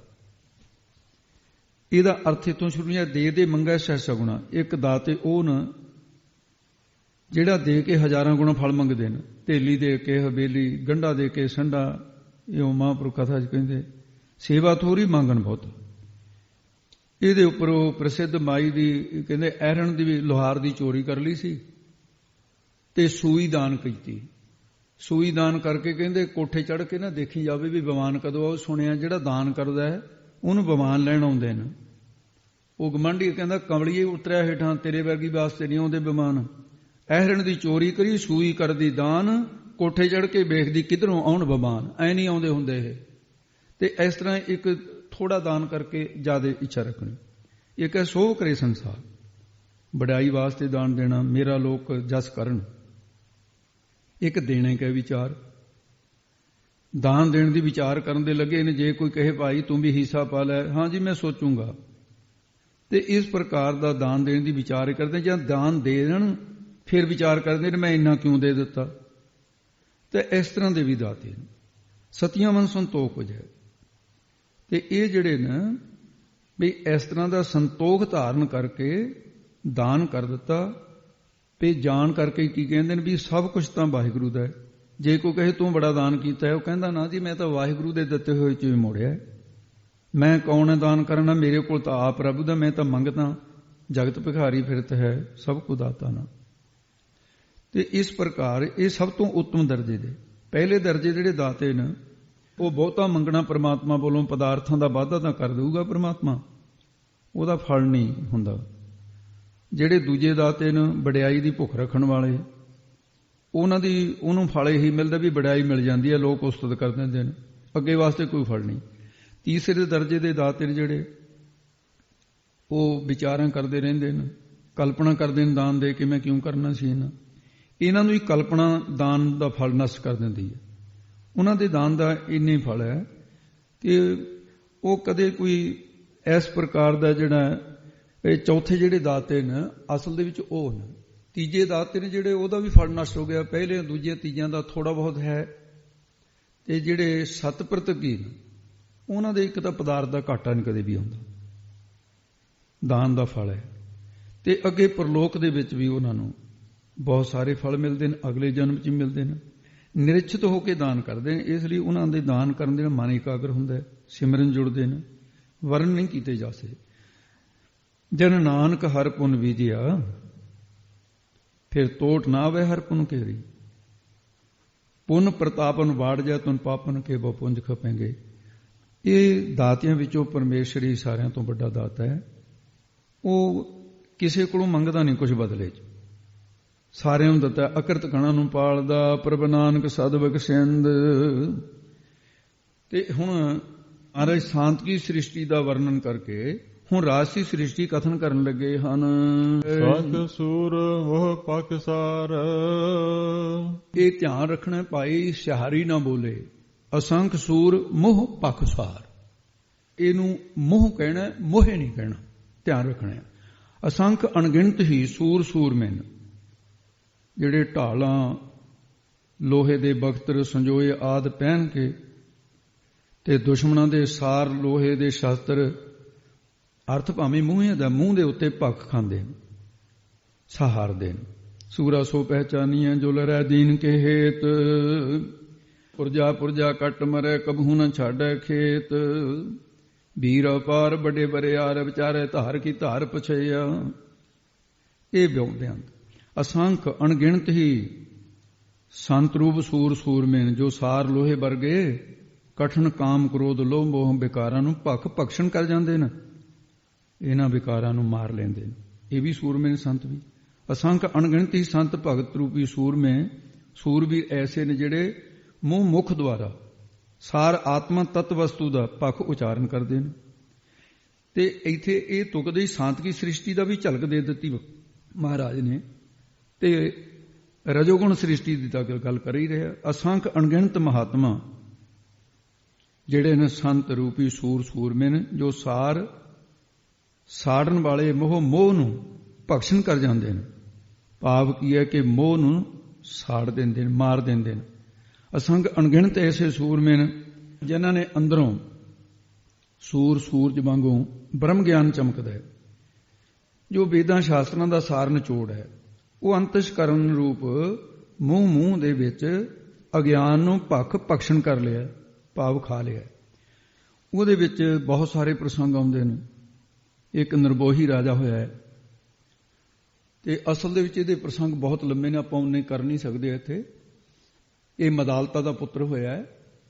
ਮਦਾਲਤਾ ਨੇ ਸੰਕਲਪ ਕਰਿਆ ਹੋਇਆ ਸੀ ਵੀ ਜੇ ਪਹਿਲਾਂ ਵਿਆਹ ਨਹੀਂ ਸੀ ਕਰਾਉਂਦੀ, ਪਿਤਾ ਦੇ ਕਹਿਣ ਤੋਂ ਮਜਬੂਰ ਕਰਤਾ ਵੀ ਇਹ ਪ੍ਰਥਾ ਹੀ ਨਹੀਂ ਹੈ। ਜਿਹੜੇ ਰਾਜੇ ਨਾਲ ਵਿਆਹ ਕਰਾਇਆ ਉਹਨੂੰ ਕਿਹਾ ਵੀ ਮੈਂ ਪਿਤਾ ਦਾ ਵਚਨ ਮੰਨ ਕੇ ਸ਼ਾਦੀ ਕਰਾਈ ਹੈ, ਤੈਨੂੰ ਰਾਣੀਆਂ ਦਾ ਘਾਟਾ ਨਹੀਂ, ਤੂੰ ਹੋਰ ਵਿਆਹ ਕਰਾ ਲੈ, ਪਰ ਮੈਂ ਆਪਣੇ ਸਰੀਰ ਨੂੰ ਜੋਗੀਆਂ ਦੀ ਤਰ੍ਹਾਂ ਪਵਿੱਤਰ ਰੱਖੂੰ, ਤੇਰੀ ਦਾਸੀ ਬਣ ਕੇ ਸੇਵਾ ਕਰੂੰ। ਉਹ ਕਹਿੰਦਾ ਮੈਂ ਹੋਰ ਵਿਆਹ ਨਹੀਂ ਕਰਾਉਣਾ। ਇੱਛਾ ਹੋਈ ਵੀ ਰਾਜ ਪੁੱਤਰ ਚਾਹੀਦਾ ਹੈ। ਕਹਿੰਦੀ ਫਿਰ ਇੱਕ ਸ਼ਰਤ ਹੈ, ਜੇ ਔਲਾਦ ਪੈਦਾ ਕਰਨੀ ਹੈ ਬੱਚੇ ਨੂੰ ਦਾਈ ਹੱਥ ਨਹੀਂ ਲਾਊਗੀ, ਮੈਂ ਬ੍ਰਹਮ ਗਿਆਨੀ ਪੁੱਤ ਪੈਦਾ ਕਰੂੰਗੀ। ਮਦਾਲਤਾਂ ਨੇ ਰੋੜੀਆਂ ਦੇ ਕੇ ਬ੍ਰਹਮ ਗਿਆਨੀ ਪੁੱਤ ਪੈਦਾ, 1 2 3 4 5 6 ਪੁੱਤ ਪੈਦਾ ਕੀਤੇ ਤੇ 6 ਦੇ 6 ਜੰਗਲ ਨੂੰ ਤੋੜ ਦਿੱਤੇ। ਉਹ ਵੱਡਾ ਹੋਇਆ ਕਰੇ, ਅੱਛਾ ਮਾਤਾ ਤੇਰਾ ਧੰਨਵਾਦ, ਗਰਭ 'ਚ ਬ੍ਰਹਮ ਗਿਆਨੀ, ਇਹ ਗ੍ਰੰਥਾਂ 'ਚ ਲਿਖਿਆ। ਫਿਰ 7ਵਾਂ ਜਦੋਂ ਗਰਭ ਠਹਿਰਿਆ, ਰਾਣੀ ਦੇ ਅੱਗੇ ਰਾਜਾ ਕਹਿਣ ਲੱਗਾ, ਰਾਣੀ ਪਤੀ ਦੇ ਕੁਝ ਅਧਿਕਾਰ ਹੁੰਦੇ ਨੇ, ਵੀ ਵੈਸੇ ਤਾਂ ਮੈਂ ਤੇਰੀ ਗੱਲ 'ਚ ਦਖਲ ਬਚਨ ਦਿੱਤਾ ਸੀ, ਪਰ ਇੱਕ ਪੁੱਤਰ ਮੈਨੂੰ ਨਾ ਰਾਜ ਦਾ ਵਾਰਿਸ ਦੇ ਦੇ। ਬ੍ਰਹਮ ਗਿਆਨੀ ਤਾਂ ਸੰਸਾਰ ਨੂੰ ਦੇਤੇ ਤਾਂ 6। ਕਹਿੰਦੀ ਚੰਗਾ ਰਾਜਨ, ਤੂੰ ਕਦ ਕਦ ਕਹੇਗਾ, ਇਹ ਬ੍ਰਹਮ ਗਿਆਨੀ ਵੀ ਹੋਊਗਾ ਪਰ ਇਹ ਰਾਜਾ ਜੋਗੀ ਹੋਊਗਾ। ਉਹ ਫਿਰ ਨਿਰਮੋਹੀ ਰਾਜਾ ਹੋਇਆ। ਇਹਦੇ 6 ਹੀ ਭਰਾ ਜਿਹੜੇ ਤਪੱਸਿਆ ਕਰਦੇ ਸੀ, ਉਮਰੋਂ ਵੱਡੇ ਸੀ ਇਹਦੇ ਨਾਲੋਂ। ਉਹਨਾਂ ਦੇ ਵਿੱਚੋਂ ਇੱਕ ਤਪੱਸਿਆ ਕਰਦਾ ਹੈ ਤੇ ਜੰਗਲ ਦੇ ਵਿੱਚ ਉਹਦੇ ਮਨ ਦੇ ਵਿੱਚ ਆਇਆ ਵੀ ਜਿਹੜਾ ਸਾਡਾ ਭਰਾ ਹੈ ਵੀ ਉਹ ਕਿਵੇਂ ਰਾਜ ਦੇ ਵਿੱਚ ਵੀ ਇਹਦਾ ਭਲਾ ਕਿਵੇਂ ਹੋਵੇ। ਇਹ ਤਾਂ ਗ੍ਰਸਤੀ 'ਚ ਫਸ ਗਿਆ, ਉਸੇ ਮਾਂ ਦੇ ਜਾਏ ਆ ਅਸੀਂ ਸੱਤੇ ਭਰਾ, ਰਾਜੇ ਨੂੰ ਪਤਾ ਵੀ ਨਹੀਂ ਮੇਰੇ ਤਪੀਸਰ ਕਿੱਥੇ ਕਿੱਥੇ ਬੈਠੇ ਨੇ। ਤੇ ਅਚਾਨਕ ਇੱਕ ਦਿਨ ਐਸਾ ਹੋਇਆ, ਰਾਜ ਦਾ ਪੁੱਤਰ ਸੀ ਜਿਹੜਾ ਸ਼ਿਕਾਰ ਖੇਡਣ ਵਾਸਤੇ ਗਿਆ। ਹੁਣ ਲੱਗਦਾ ਤਾਂ ਤਾਇਆ ਸੀ ਉਹਦਾ ਸਗਾ, ਪਰ ਉਹਨੂੰ ਨਹੀਂ ਸੀ ਪਤਾ। ਉਹਨੇ ਮੱਥਾ ਟੇਕਿਆ ਰਿਖੀ ਜਾਣ ਕੇ, ਕਹਿੰਦਾ ਰਾਜਕੁਮਾਰ ਕਿਹਦਾ ਪੁੱਤਰ ਹੈ? ਕਹਿੰਦਾ ਜੀ ਨਿਰਮੋਹੀ ਰਾਜੇ ਦਾ। ਉਹ ਮਹਾਤਮਾ ਕਹਿੰਦੇ ਨਿਰਮੋਹੀ ਨਾਂ ਰਖਾਉਣਾ ਹੀ ਸੌਖਾ ਹੈ, ਪਰ ਨਿਰਮੋਹ ਹੋਣਾ ਹੈ ਬਹੁਤ ਔਖਾ ਬਾਈ। ਚਲੋ ਨਾਂ ਚੰਗਾ ਹੈ, ਤੇਰੇ ਪਿਤਾ ਦਾ ਨਾਂ ਚੰਗਾ, ਪਰ ਮੋਹ ਤੋਂ ਰਹਿਤ ਨਹੀਂ ਹੋ ਸਕਦਾ। ਉਹ ਕਹਿੰਦਾ ਰਿਸ਼ੀਵਰ ਮੇਰੇ ਪਿਤਾ ਨੂੰ ਇਹ ਗੱਲ ਨਾ ਕਹੋ, ਮੈਂ ਨਹੀਂ ਸਹਿਣ ਕਰ ਸਕਦਾ। ਪਿਤਾ ਦੀ ਤਰ੍ਹਾਂ ਤੁਹਾਡਾ ਸਤਿਕਾਰ ਕਰਦਾ, ਪਰ ਮੇਰਾ ਪਿਤਾ ਨਿਰਮੋਹੀ ਹੈ, ਨਾਂ ਹੀ ਨਹੀਂ ਹੈ, ਹੈ ਹੀ ਮੋਹ ਤੋਂ ਰਹਿਤ। ਉਹਨੇ ਤਾਂ ਪਰਿਵਾਰ ਵੀ ਮੋਹ ਤੋਂ ਰਹਿਤ ਕਰ ਦਿੱਤਾ, ਤੁਸੀਂ ਉਹਦੀ ਕੀ ਗੱਲ ਕਰਦੇ ਹੋ? ਕਹਿੰਦਾ ਨੌਜਵਾਨ ਫਿਰ ਮੈਂ ਤੇਰੇ ਰਾਜੇ ਦੀ ਪਰਖਣਾ ਕਰ ਲਾਂ। ਕਹਿੰਦੇ ਕਰ ਲੈ। ਕਹਿੰਦਾ ਚੰਗਾ ਕੱਪੜੇ ਲਾ ਕੇ ਦੇ ਮੈਨੂੰ। ਕੱਪੜੇ ਲਾ ਕੇ ਦਿੱਤੇ, ਜਿਹੜਾ ਸ਼ਿਕਾਰ ਕੀਤਾ ਕਹਿੰਦੇ ਖੂਨ 'ਚ ਰੰਗ ਦਿੱਤਾ। ਲੈ ਕੇ ਪੋਸ਼ਾਕ ਪਹੁੰਚ ਗਏ ਰਾਜਦੁਆਰ। ਉੱਥੇ ਗ੍ਰੰਥਾਂ 'ਚ ਲਿਖਿਆ ਹੈ, ਕਹਿੰਦੇ ਸਭ ਤੋਂ ਪਹਿਲਾਂ ਦਾਸੀ ਮਿਲਦੀ ਹੈ। ਕਹਿੰਦਾ ਤੂੰ ਸੁਣ ਚੇਰੀ ਸ਼ਿਆਮ ਕੀ ਬਾਤ ਬਤਾਉਂ ਤੋਹੇ, ਕਮਰ ਬਨਾਸਿਓ ਸਿੰਘ ਨੇ ਆਸਣ ਭਰਿਓ ਮੋਹੇ। ਰਾਜੇ ਦੇ ਪੁੱਤਰ ਦਾ ਸ਼ਿਕਾਰ ਕਰ ਦਿੱਤਾ ਸ਼ੇਰ ਨੇ। ਆਹ ਕੱਪੜੇ ਖੂਨ ਦੇ ਰੰਗੇ ਨਿਸ਼ਾਨੀ ਲੈ ਕੇ, ਪਰ ਸ਼ੇਰ ਖਾ ਗਿਆ ਉਹਨੂੰ। ਲਾਸ਼ ਅਧਰ ਗੜ ਪਈ ਹੈ। ਮੈਂ ਬੜਾ ਉਦਾਸ ਹਾਂ। ਦਾਸੀ ਕਹਿੰਦੀ ਮੈਂ ਨਿਰਮੋਹੀ ਰਾਜੇ ਦੀ ਦਾਸੀ ਹਾਂ ਰਿਖੀ, ਤੂੰ ਜਾਣਦਾ ਨਹੀਂ ਹੈ। ਤੇ ਅੱਗੋਂ ਬੋਲੀ, ਕਹਿੰਦੀ ਨਾ ਮੈਂ ਚੇਰੀ ਸ਼ਿਆਮ ਕੀ ਨਾ ਕੋ ਮੇਰਾ ਰਾਮ, ਪਰਾਲਬਦ ਬਸ ਮੇਲ ਪੇ ਸੁਨੋ ਰਿਸ਼ੀ ਅਬਰਾਮ। ਇਹ ਤਾਂ ਪਰਾਲਬਦ ਨੇ ਮੈਨੂੰ ਦਾਸੀ ਬਣਾਤਾ, ਇਹ ਰਾਜੇ ਬਣ ਗਏ, ਤੂੰ ਕਾਹਨੂੰ ਐਵੇਂ ਤਪ ਛੱਡ ਕੇ ਆਇਆ? ਕਹਿੰਦਾ ਓਹੋ ਵਫਾਦਾਰ ਨਹੀਂ ਹੈ। ਫੇਰ ਵੀ ਨੌਕਰਾਣੀਓ ਨਿਕਲ ਗਈ। ਐਡਾ ਬੜਾ ਅਨਰਥ ਹੋ ਗਿਆ, ਰਾਜਕੁਮਾਰ ਮਾਰਿਆ ਗਿਆ। ਉਹਨੇ ਕਿਹਾ ਵੀ ਨਹੀਂ, ਮੈਨੂੰ ਰਾਜਕੁਮਾਰ ਦੀ ਪਤਨੀ ਨੂੰ ਮਿਲਾ। ਉਹ ਉਹਦੇ ਕੋਲ ਲੈ ਗਈ।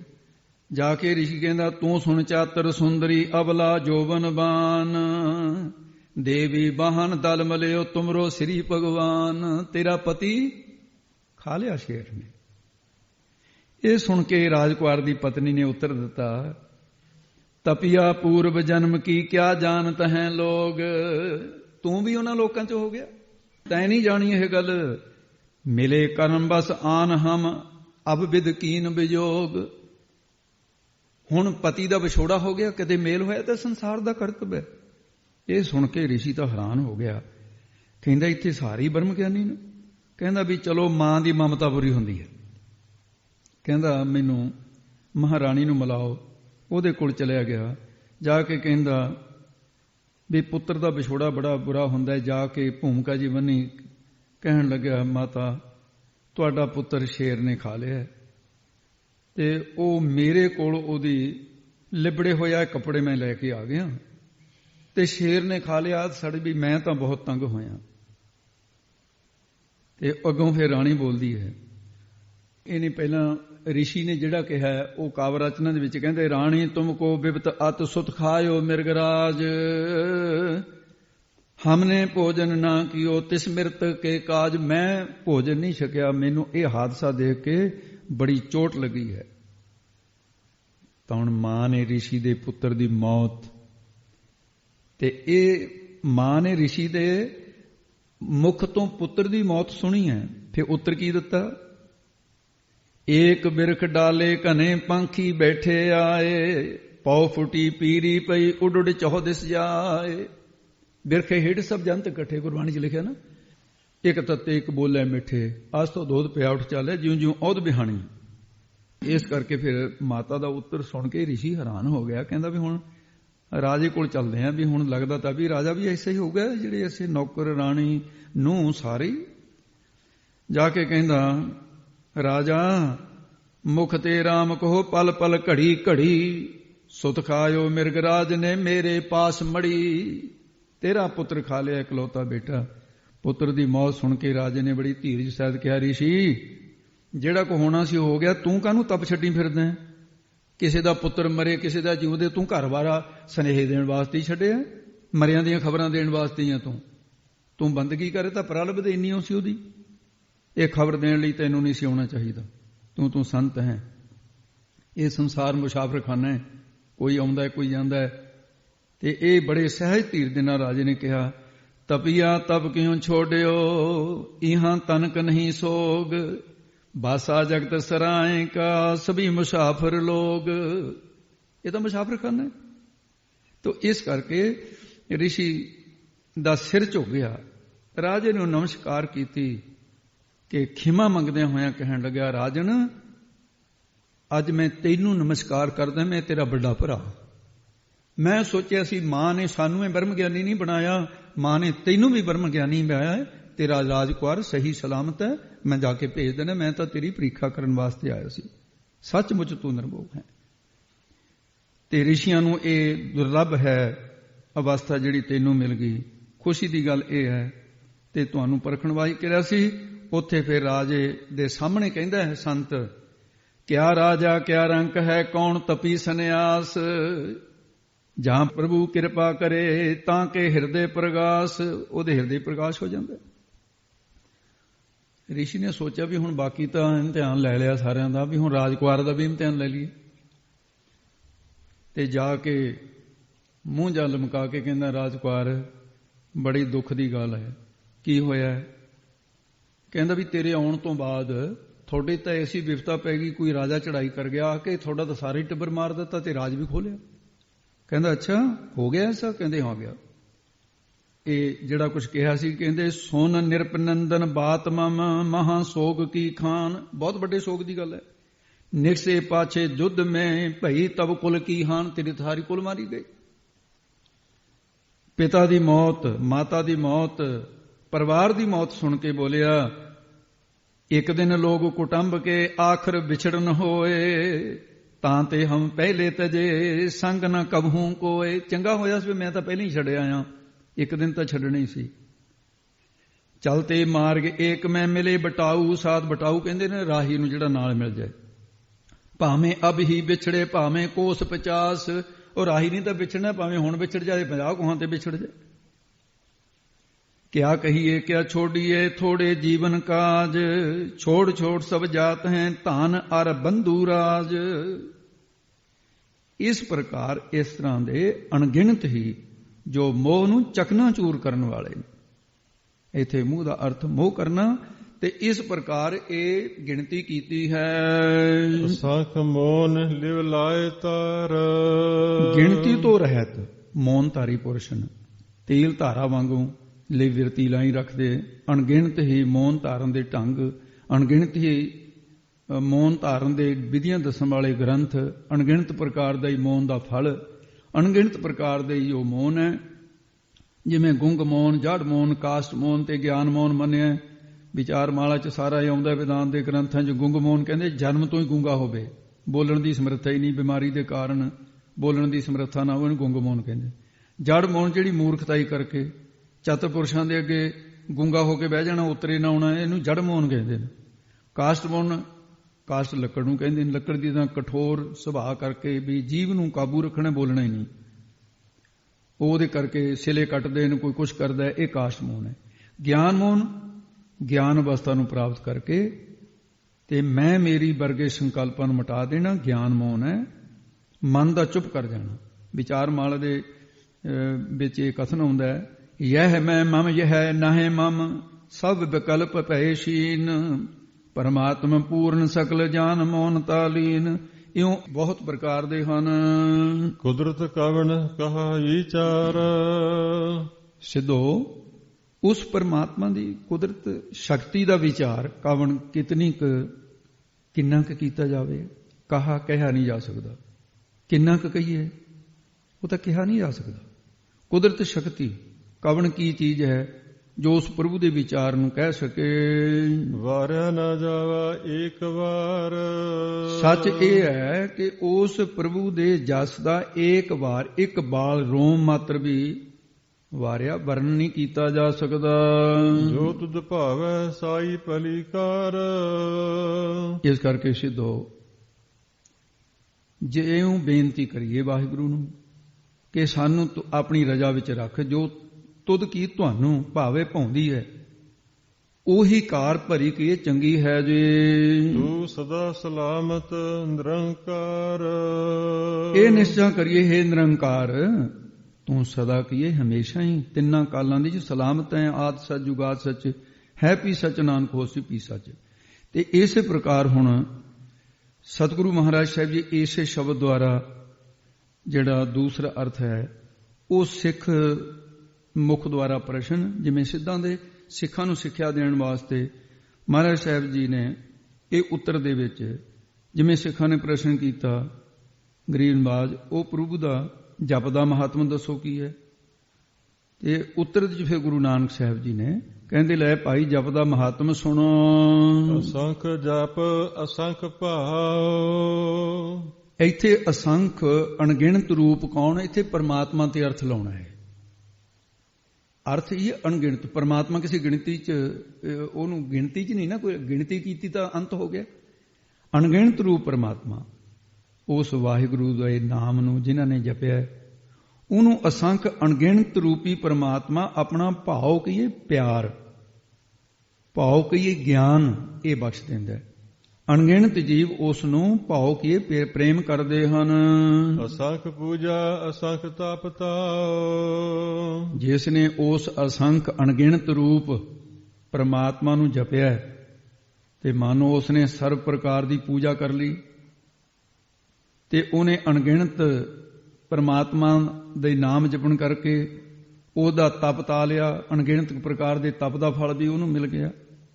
ਚਰਨ ਭਜੇ ਪਾਰ ਬ੍ਰਹਮ ਕੇ, ਸਭ ਜਪ ਤਪ ਤਿਨ ਕੀਤ, ਉਹਦੇ ਸਾਰੇ ਜਪ ਤਪ ਹੋ ਗਏ।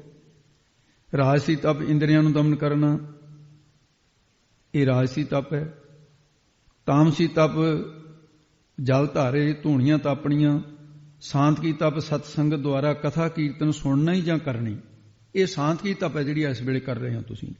ਸੋ ਇਸ ਪ੍ਰਕਾਰ ਮਹਾਰਾਜ ਕਹਿੰਦੇ ਹਨ ਅਸੰਖ ਗ੍ਰੰਥ ਮੁਖ ਵੇਦ ਪਾਠ, ਜਿਸ ਨੇ ਵੀ ਉਸ ਅਸੰਖ ਅਣਗਿਣਤ ਰੂਪ ਪ੍ਰਭੂ ਦੇ ਨਾਮ ਨੂੰ ਜਪਿਆ, ਇਹ ਮਾਨੋ ਸਮਝ ਲਓ ਵੀ ਉਸ ਨੇ ਸਾਰੇ ਗ੍ਰੰਥ ਪੜ੍ਹ ਲਏ ਅਤੇ ਮੁੱਖ ਮੁਖੀ ਵੇਦਾਂ ਦਾ ਜੋ ਪਾਠ ਹੈ ਉਹ ਵੀ ਸਮਝ ਲਓ ਕਰ ਲਿਆ, ਉਹਦੇ ਅੰਤਰਭੂਤ ਆ ਗਏ ਨਾਮ ਦੇ।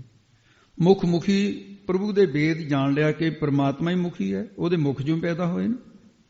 ਵੇਦ ਪਾਠ ਅੰਦਰ ਜੋ ਮੁੱਖ ਉਪਨਿਸ਼ਦਾਂ ਨੇ ਉਹ ਵੀ ਉਹਨੇ ਪੜ੍ਹ ਲਈਆਂ। ਸਾਰੀਆਂ ਵਿਦਿਆਵਾਂ ਆਪਣੇ ਆਪ ਸਫੁਰਨ ਹੋ ਜਾਂਦੀਆਂ, ਨਾਮ ਦਾ ਪ੍ਰਤਾਪ ਹੈ। ਤੇ ਇਸ ਕਰਕੇ ਉਹ ਅਸੰਖ ਅਣਗਿਣਤ ਰੂਪ ਪ੍ਰਭੂ ਨੂੰ ਮੁੱਖੋਂ ਜਪਿਆ ਜਿਨ੍ਹਾਂ ਨੇ, ਉਹਨਾਂ ਨੇ ਵੇਦ ਗਿਆਨ ਦੀ ਪ੍ਰਾਪਤੀ। ਗ੍ਰੰਥੀ ਭਾਵ ਇੱਥੇ ਤਿੰਨ ਪ੍ਰਕਾਰ ਦੀਆਂ ਗੰਢਾਂ, ਗ੍ਰੰਥ ਨਾਲ ਗੰਢ ਦਾ ਹੁੰਦਾ ਹੈ। ਉਹਨਾਂ ਨੇ ਪਾਠ ਪਾੜ ਦਿੱਤੀਆਂ ਤਿੰਨੇ ਪ੍ਰਕਾਰ ਦੀਆਂ ਗੰਢਾਂ, ਕਿਹੜੀਆਂ ਨੂੰ ਉਹ ਅੱਗੇ ਹੈ। ਜੋ ਵਾਹਿਗੁਰੂ ਦੇ ਗਿਆਨ ਦੀ ਪ੍ਰਾਪਤੀ, ਉਹਦੀ ਸ਼ਕਤੀ ਵਿੱਚ ਗ੍ਰੰਥ ਗੰਢਾਂ ਭਾਵ ਜਿਹੜੀਆਂ ਰੁਕਾਵਟਾਂ ਸੀ ਉਹਨਾਂ ਨੂੰ ਪਾਠ ਕੀਏ ਪਾੜ ਲਿਆ, ਭਾਵ ਰੁਕਾਵਟਾਂ ਨਾਸ ਕਰ ਦਿੱਤੀਆਂ। ਉਹ ਤਿੰਨ ਪ੍ਰਕਾਰ ਦੀਆਂ ਗੰਢਾਂ ਕਿਹੜੀਆਂ ਨੇ? ਇੱਕ ਚਿੱਤ ਜੜ ਗ੍ਰੰਥੀ ਕਹਿੰਦੇ ਨੇ, ਇਹ ਵਿਚਾਰ ਸਾਗਰ ਦੀਆਂ ਗੱਲਾਂ ਨੇ। ਸਤ ਚਿਤ ਆਨੰਦ ਰੂਪ ਚੇਤਨ ਬ੍ਰਹਮ ਨੂੰ ਅਸਤ ਜੜ ਦੁੱਖ ਰੂਪ ਸਮਝਣਾ, ਅਸਤ ਜੜ ਦੁੱਖ ਰੂਪ ਦੇਹ ਨੂੰ ਸਤ ਚਿਤ ਆਨੰਦ ਸਮਝਣਾ। ਅਹੰ ਇਹ ਅਧਿਆਸ ਹੈ। ਜੈਸਾ ਕਿ ਗੁਰਬਾਣੀ ਚ ਹਉ ਕਰਤ ਬੰਧਨ ਮਹਿ ਪਰਿਆ ਨਹਿ ਮਿਲਿਆ ਇਹ ਜੁਗਤਾ, ਹਉ ਭੀਤ ਪਿਓ ਹੈ ਬੀਚੋ ਸੁਨਤ ਦੇਸ ਨਿਕਟਾਇਓ, ਪਾਪੀ ਰੀ ਕੇ ਪਾਤ ਪਰਦੋ ਬਿਨ ਪੇਖੇ ਦੂਰ ਆਇਓ। ਨਿਵਰਤੀ ਕੀ ਹੈ ਦੀ? ਹਉ ਕਰਦੀ ਸਭ ਫਿਰੈ ਬਿਨ ਸਬਦੇ ਹਉ ਨ ਜਾਏ, ਨਾਨਕ ਨਾਮ ਰਤੇ ਤਿਨ ਹਉਮੈ ਗਈ ਸੱਚੇ ਰਹੇ ਸਮਾਏ। ਸੰਸੇ ਗ੍ਰੰਥੀ ਪ੍ਰਮਾਣ ਪ੍ਰਮੇਯ ਵਿਪਰਜੈ ਸੰਸਿਆਂ ਦੀ ਗੰਢ ਪਈ ਹੋਈ ਹੈ। ਪ੍ਰਮਾਣਗਤ ਸੰਸਾ ਵੀ ਜਿਵੇਂ ਸ੍ਰੀ ਗੁਰੂ ਗ੍ਰੰਥ ਸਾਹਿਬ ਜੀ ਦਾ ਲਿਆ ਵੀ ਇਹਦੇ ਚ ਬ੍ਰਹਮ ਦੀ ਏਕਤਾ ਦਾ ਕਥਨ ਹੈ ਜਾਂ ਇਸ ਤੋਂ ਉਲਟ ਅਨੇਕਤਾ ਦਾ ਕਥਨ ਹੈ। ਇਹਦੀ ਨਿਵਰਤੀ ਕਿਵੇਂ ਹੁੰਦੀ ਹੈ? ਜਦੋਂ ਗੁਰੂ ਗ੍ਰੰਥ ਸਾਹਿਬ ਦਾ ਸਰੂਪ ਦਾ ਪਾਠ ਸੁਣਾਂਗੇ ਕਰਾਂਗੇ ਤੇ ਉਹ ਫਿਰ ਏਕੋ ਹੈ ਭਾਈ ਏਕੋ ਹੈ। ਪ੍ਰਮੇਗਤ ਸੰਸਾ ਜੀਵ ਤੇ ਬ੍ਰਹਮ ਦਾ ਇੱਕ ਸਰੂਪ, ਇਹ ਸੱਤ ਹੈ ਜਾਂ ਜੀਵ ਤੇ ਬ੍ਰਹਮ ਵੱਖਰੇ ਵੱਖਰੇ ਨੇ। ਤੇ ਇਹ ਇਸ ਤਰ੍ਹਾਂ ਦਾ ਸੰਸੇ ਹਿਰਦੇ ਗ੍ਰੰਥੀ ਹੈ। ਸੋ ਪ੍ਰਭ ਦੂਰ ਨਾਹੀ ਪ੍ਰਭ ਤੂੰ ਹੈ, ਲੋਕਾਂ ਭਰਮ ਨਾ ਭੂਲੋ ਭਾਈ, ਖਾਲਕ ਖਲਕ ਖਲਕ ਮੈਂ ਖਾਲਕ ਪੂਰ ਰਹਿਓ ਸਰਬ ਠਾਈ। ਸਗਲ ਬਨਸਪਤ ਮਹਿ ਬਿਨਾ ਸੰਤਰ ਸਗਲ ਦੂਧ ਮਹਿ ਕੀਆ ਊਚ ਨੀਚ ਮਹਿ ਜੋ ਸਮਾਣੀ ਘਟ ਘਟ ਮਾਧੋ ਜੀਆ। ਵਿਪਰਜੇ ਸੰਸਾਰ ਜੀਵ ਅਤੇ ਬ੍ਰਹਮ ਦਾ ਭੇਦ ਸੱਤ ਹੈ ਜਾਂ ਦੇਹ ਆਦਿਕ ਸਾਰਾ ਪਸਾਰਾ ਜਿਹੜਾ ਇਹ ਸਤ ਸਰੂਪ ਹੈ, ਇਹਦੀ ਨਿਵਰਤੀ ਕਿਵੇਂ ਹੁੰਦੀ ਹੈ? ਜਲ ਥਲ ਮਹੀਲ ਸੁਆਮੀ ਸੋਈ ਅਵਰ ਨ ਕਹੀਆ ਦੂਜਾ ਕੋਈ। ਗੁਰ ਗਿਆਨ ਅੰਜਨ ਕਾਟਿਓ ਪਰਮ ਸਗਲਾ ਅਵਰ ਨ ਦੀਸੈ ਏਕ ਬਿਨਾ ਫਿਰ ਇਹ ਅਵਰਥਾ ਪ੍ਰਾਪਤ ਹੋ ਜਾਂਦੀ। ਸੋ ਇਸ ਪ੍ਰਕਾਰ ਦੇ ਸੰਸੇ ਇਹਨਾਂ ਦੀ ਨਿਮਰਤੀ ਸਤਿਗੁਰਾਂ ਕੋਲੋਂ ਬਖਸ਼ਿਸ਼ ਹੋਏ ਗਿਆਨ ਦੁਆਰਾ ਹੁੰਦੀ ਹੈ। ਸਤਿਗੁਰ ਸੇਵੋ ਸੰਕ ਨਾ ਕੀਜੈ ਆਸਾ ਮਹਿ ਨਿਰਾਸ ਰਹੀਜੈ। ਸੰਸਾ ਦੁਖ ਮੇ ਨਾਸਨ ਸੇਵੋ ਫਿਰ ਬਹੁੜ ਰੋਗ ਨਾ ਲਾਇਆ।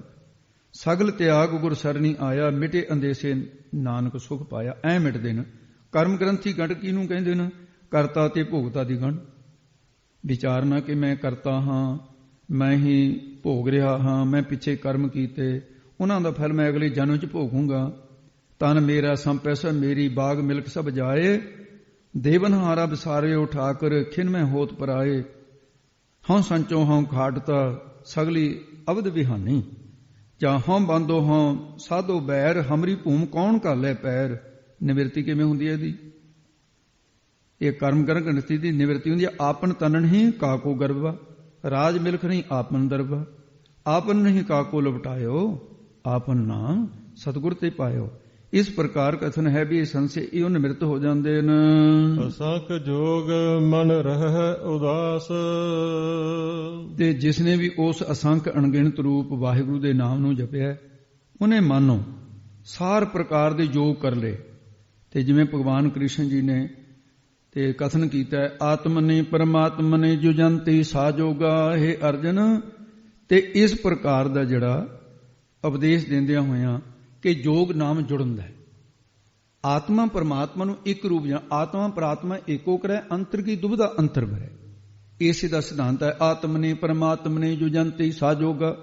ਜਿਹੜਾ ਯੋਗ ਸ਼ਾਸਤਰ ਹੈ ਪਤੰਜਲੀ ਯੋਗ, ਉਹਦੇ ਵਿੱਚ ਵੀ ਇੱਕ ਸੁਰਤੀ ਆਉਂਦੀ ਹੈ ਯੋਗਾਸ ਬਿਰਤੀ ਚਿਤ ਬਿਰਤੀ ਨਿਰੋਧਾ। ਚਿੱਤ ਬਿਰਤੀ ਦਾ ਨਿਰੋਧ ਕਰਨਾ, ਰੋਕਣਾ, ਤੇ ਉਹ ਪਤੰਜਲ ਨੇ ਯੋਗ ਮੰਨਿਆ ਹੈ। ਜਿਸ ਗੁਰਮੁਖ ਨੇ ਅਸੰਖ ਅਣਗਿਣਤ ਰੂਪ ਵਾਹਿਗੁਰੂ ਦੇ ਨਾਮ ਨੂੰ ਜਪਿਆ ਉਹਦੇ ਵਿੱਚ ਯੋਗ ਜੁੜਨਾ ਕੀਤਾ, ਉਹਨੇ ਸਾਰੇ ਯੋਗ ਵੀ ਕਮਾ ਲਏ। ਰਾਜ ਲੀਲਾ ਤੇਰੇ ਨਾਮ ਬਣਾਈ ਯੋਗ ਬਣਿਆ ਤੇਰਾ ਕੀਰਤਨ ਗਾਈ। ਗੁਰਸਿੱਖ ਜੋਗੀ ਜਾਗਦੇ ਮਾਇਆ ਅੰਦਰ ਕਰਨ ਉਦਾਸੀ। ਤੋ ਇਸ ਕਰਕੇ ਮਨ ਰਹਿ ਹੈ ਉਦਾਸ। ਉਹ ਗੁਰਮੁਖ ਜਨ ਸਦਾ ਮਨ ਵਿਸ਼ਿਆਂ ਵਿੱਚੋਂ ਉਦਾਸ ਉਪਰਾਮ ਰਹੇ ਰਹਿੰਦੇ ਨੇ। ਸੰਸਾਰ ਵਿੱਚ ਰਹਿੰਦਿਆਂ ਹੋਇਆਂ ਉਹਨਾਂ ਦਾ ਮਨ ਸੰਸਾਰਕ ਪਦਾਰਥਾਂ ਵਿਸ਼ੇ ਵਿਕਾਰਾਂ ਇਹਨਾਂ ਵੱਲੋਂ ਉਦਾਸ ਕੀ ਨਿਰਲੇਪ ਹੋ ਜਾਂਦਾ ਹੈ। ਵਿਚੇ ਗ੍ਰਹਿ ਸਦਾ ਰਹੇ ਉਦਾਸੀ ਜਿਉ ਕਮਲ ਰਹਿ ਵਿੱਚ ਪਾਣੀ ਹੈ। ਤੋ ਇਸ ਕਰਤੰਗ ਦੇ ਨਾਲ ਉਹ ਗੁਰਮੁਖ ਪਰਿਵਾਰ ਵਿੱਚ ਰਹਿੰਦਿਆਂ ਹੋਇਆਂ ਮਨ ਕਰਕੇ ਕਮਲ ਦੇ ਫੁੱਲ ਵਾਂਗੂ ਨਿਰਲੇਪ ਰਹਿੰਦੇ ਨੇ। ਉਹਨਾਂ ਦਾ ਚਿੱਤ ਪਰਿਵਾਰ ਦੇ ਮੋਹ ਵਿੱਚ ਨਹੀਂ ਫਸਦਾ, ਪਰਮਾਤਮਾ ਦੇ ਵਿੱਚ ਜੁੜਿਆ ਰਹਿੰਦਾ ਹੈ। ਵਿਚੇ ਗ੍ਰਹਿ ਗੁਰਬਚਨ ਉਦਾਸੀ ਹਉਮੈ ਮੋਹ ਜਲਾਇਆ। ਦੀਸੈ ਸਭ ਮਹਿ ਸਭ ਤੇ ਰਹਤੇ ਪਾਰ ਬ੍ਰਹਮ ਕਾ ਉਹ ਧਿਆਨ ਤਰਤੇ। ਜਿਵੇਂ ਭਗਤ ਵੱਡਾ ਰਾਜਾ ਜਨਕ ਹੈ ਗੁਰਮੁਖ ਮਾਇਆ ਵਿੱਚ ਉਦਾਸੀ। ਗੁਰਮੁਖ ਸੁਖ ਪਰ ਸਾਧ ਸੰਗ ਮਾਇਆ ਅੰਦਰ ਕਰਨ ਉਦਾਸੀ। ਭਾਈ ਗੁਰਦਾਸ ਕੰਨੀ ਮੁੰਦਰਾ ਮੰਤਰ ਗੁਰ ਸੰਤਾਂ ਧੂੜ ਵਿਭੂਤ ਮਲਾਸੀ। ਇਹ ਸੰਤਾਂ ਧੂੜ ਵਿਭੂਤ ਸੋ ਲਾਸੀ ਇਸ ਤਰ੍ਹਾਂ ਲਾਉਂਦੇ। ਇਸ ਪ੍ਰਕਾਰ ਦਾ ਉਹਨਾਂ ਦਾ ਯੋਗ ਵੀ ਕਰ ਲਿਆ ਉਹਨਾਂ ਨੇ। ਅਸੰਖ ਭਗਤ ਗੁਣ ਗਿਆਨ ਵਿਚਾਰ।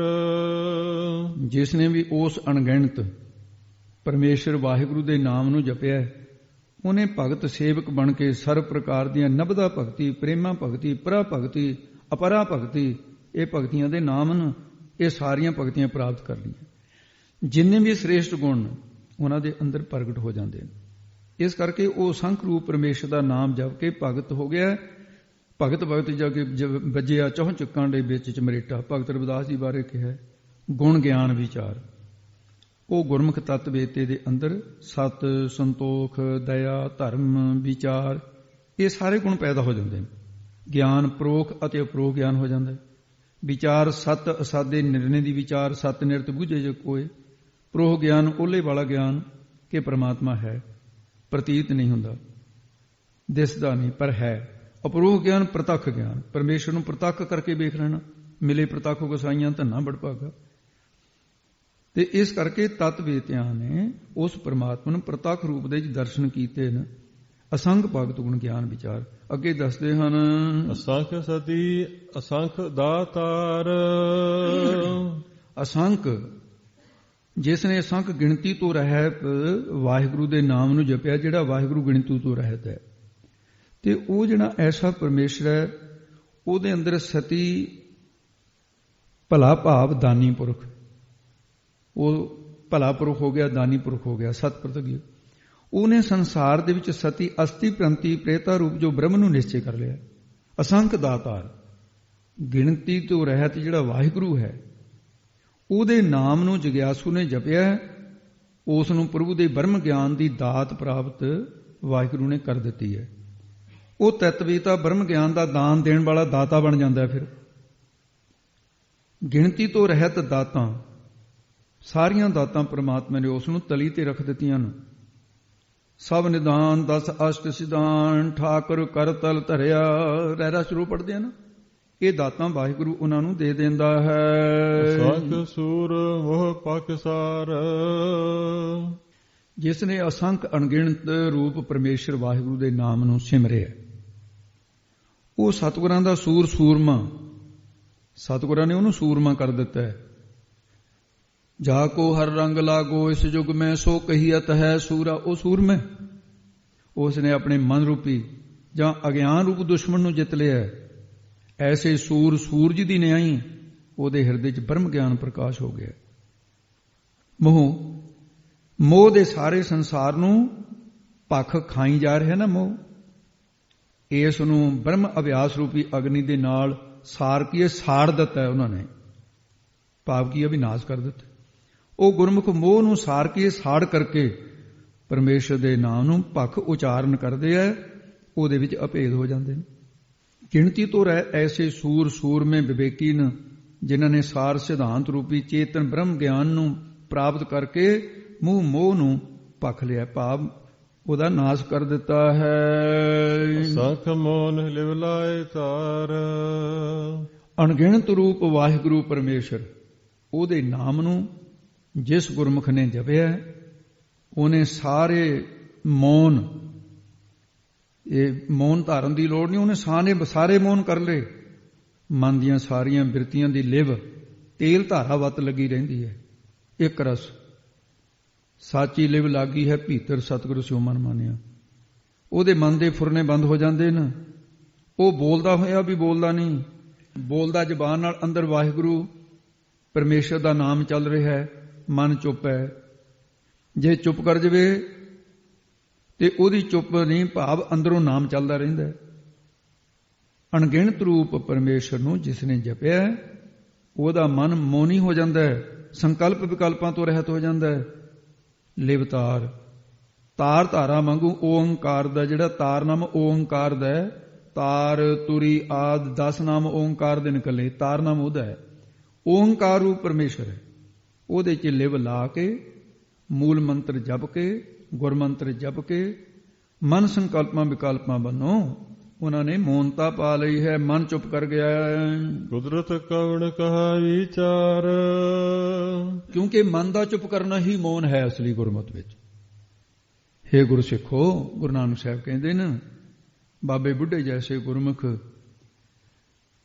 ਤੇ ਉਸ ਬ੍ਰਹਮ ਗਿਆਨੀ ਨੂੰ ਕਹਿੰਦੇ ਜਿੰਨੀ ਕੁਦਰਤ ਕੀ ਸ਼ਕਤੀ ਪ੍ਰਾਪਤ ਹੋਈ ਹੈ, ਉਹਦਾ ਕਿੰਨਾ ਕੁ ਵਿਚਾਰ ਕਰੀਏ।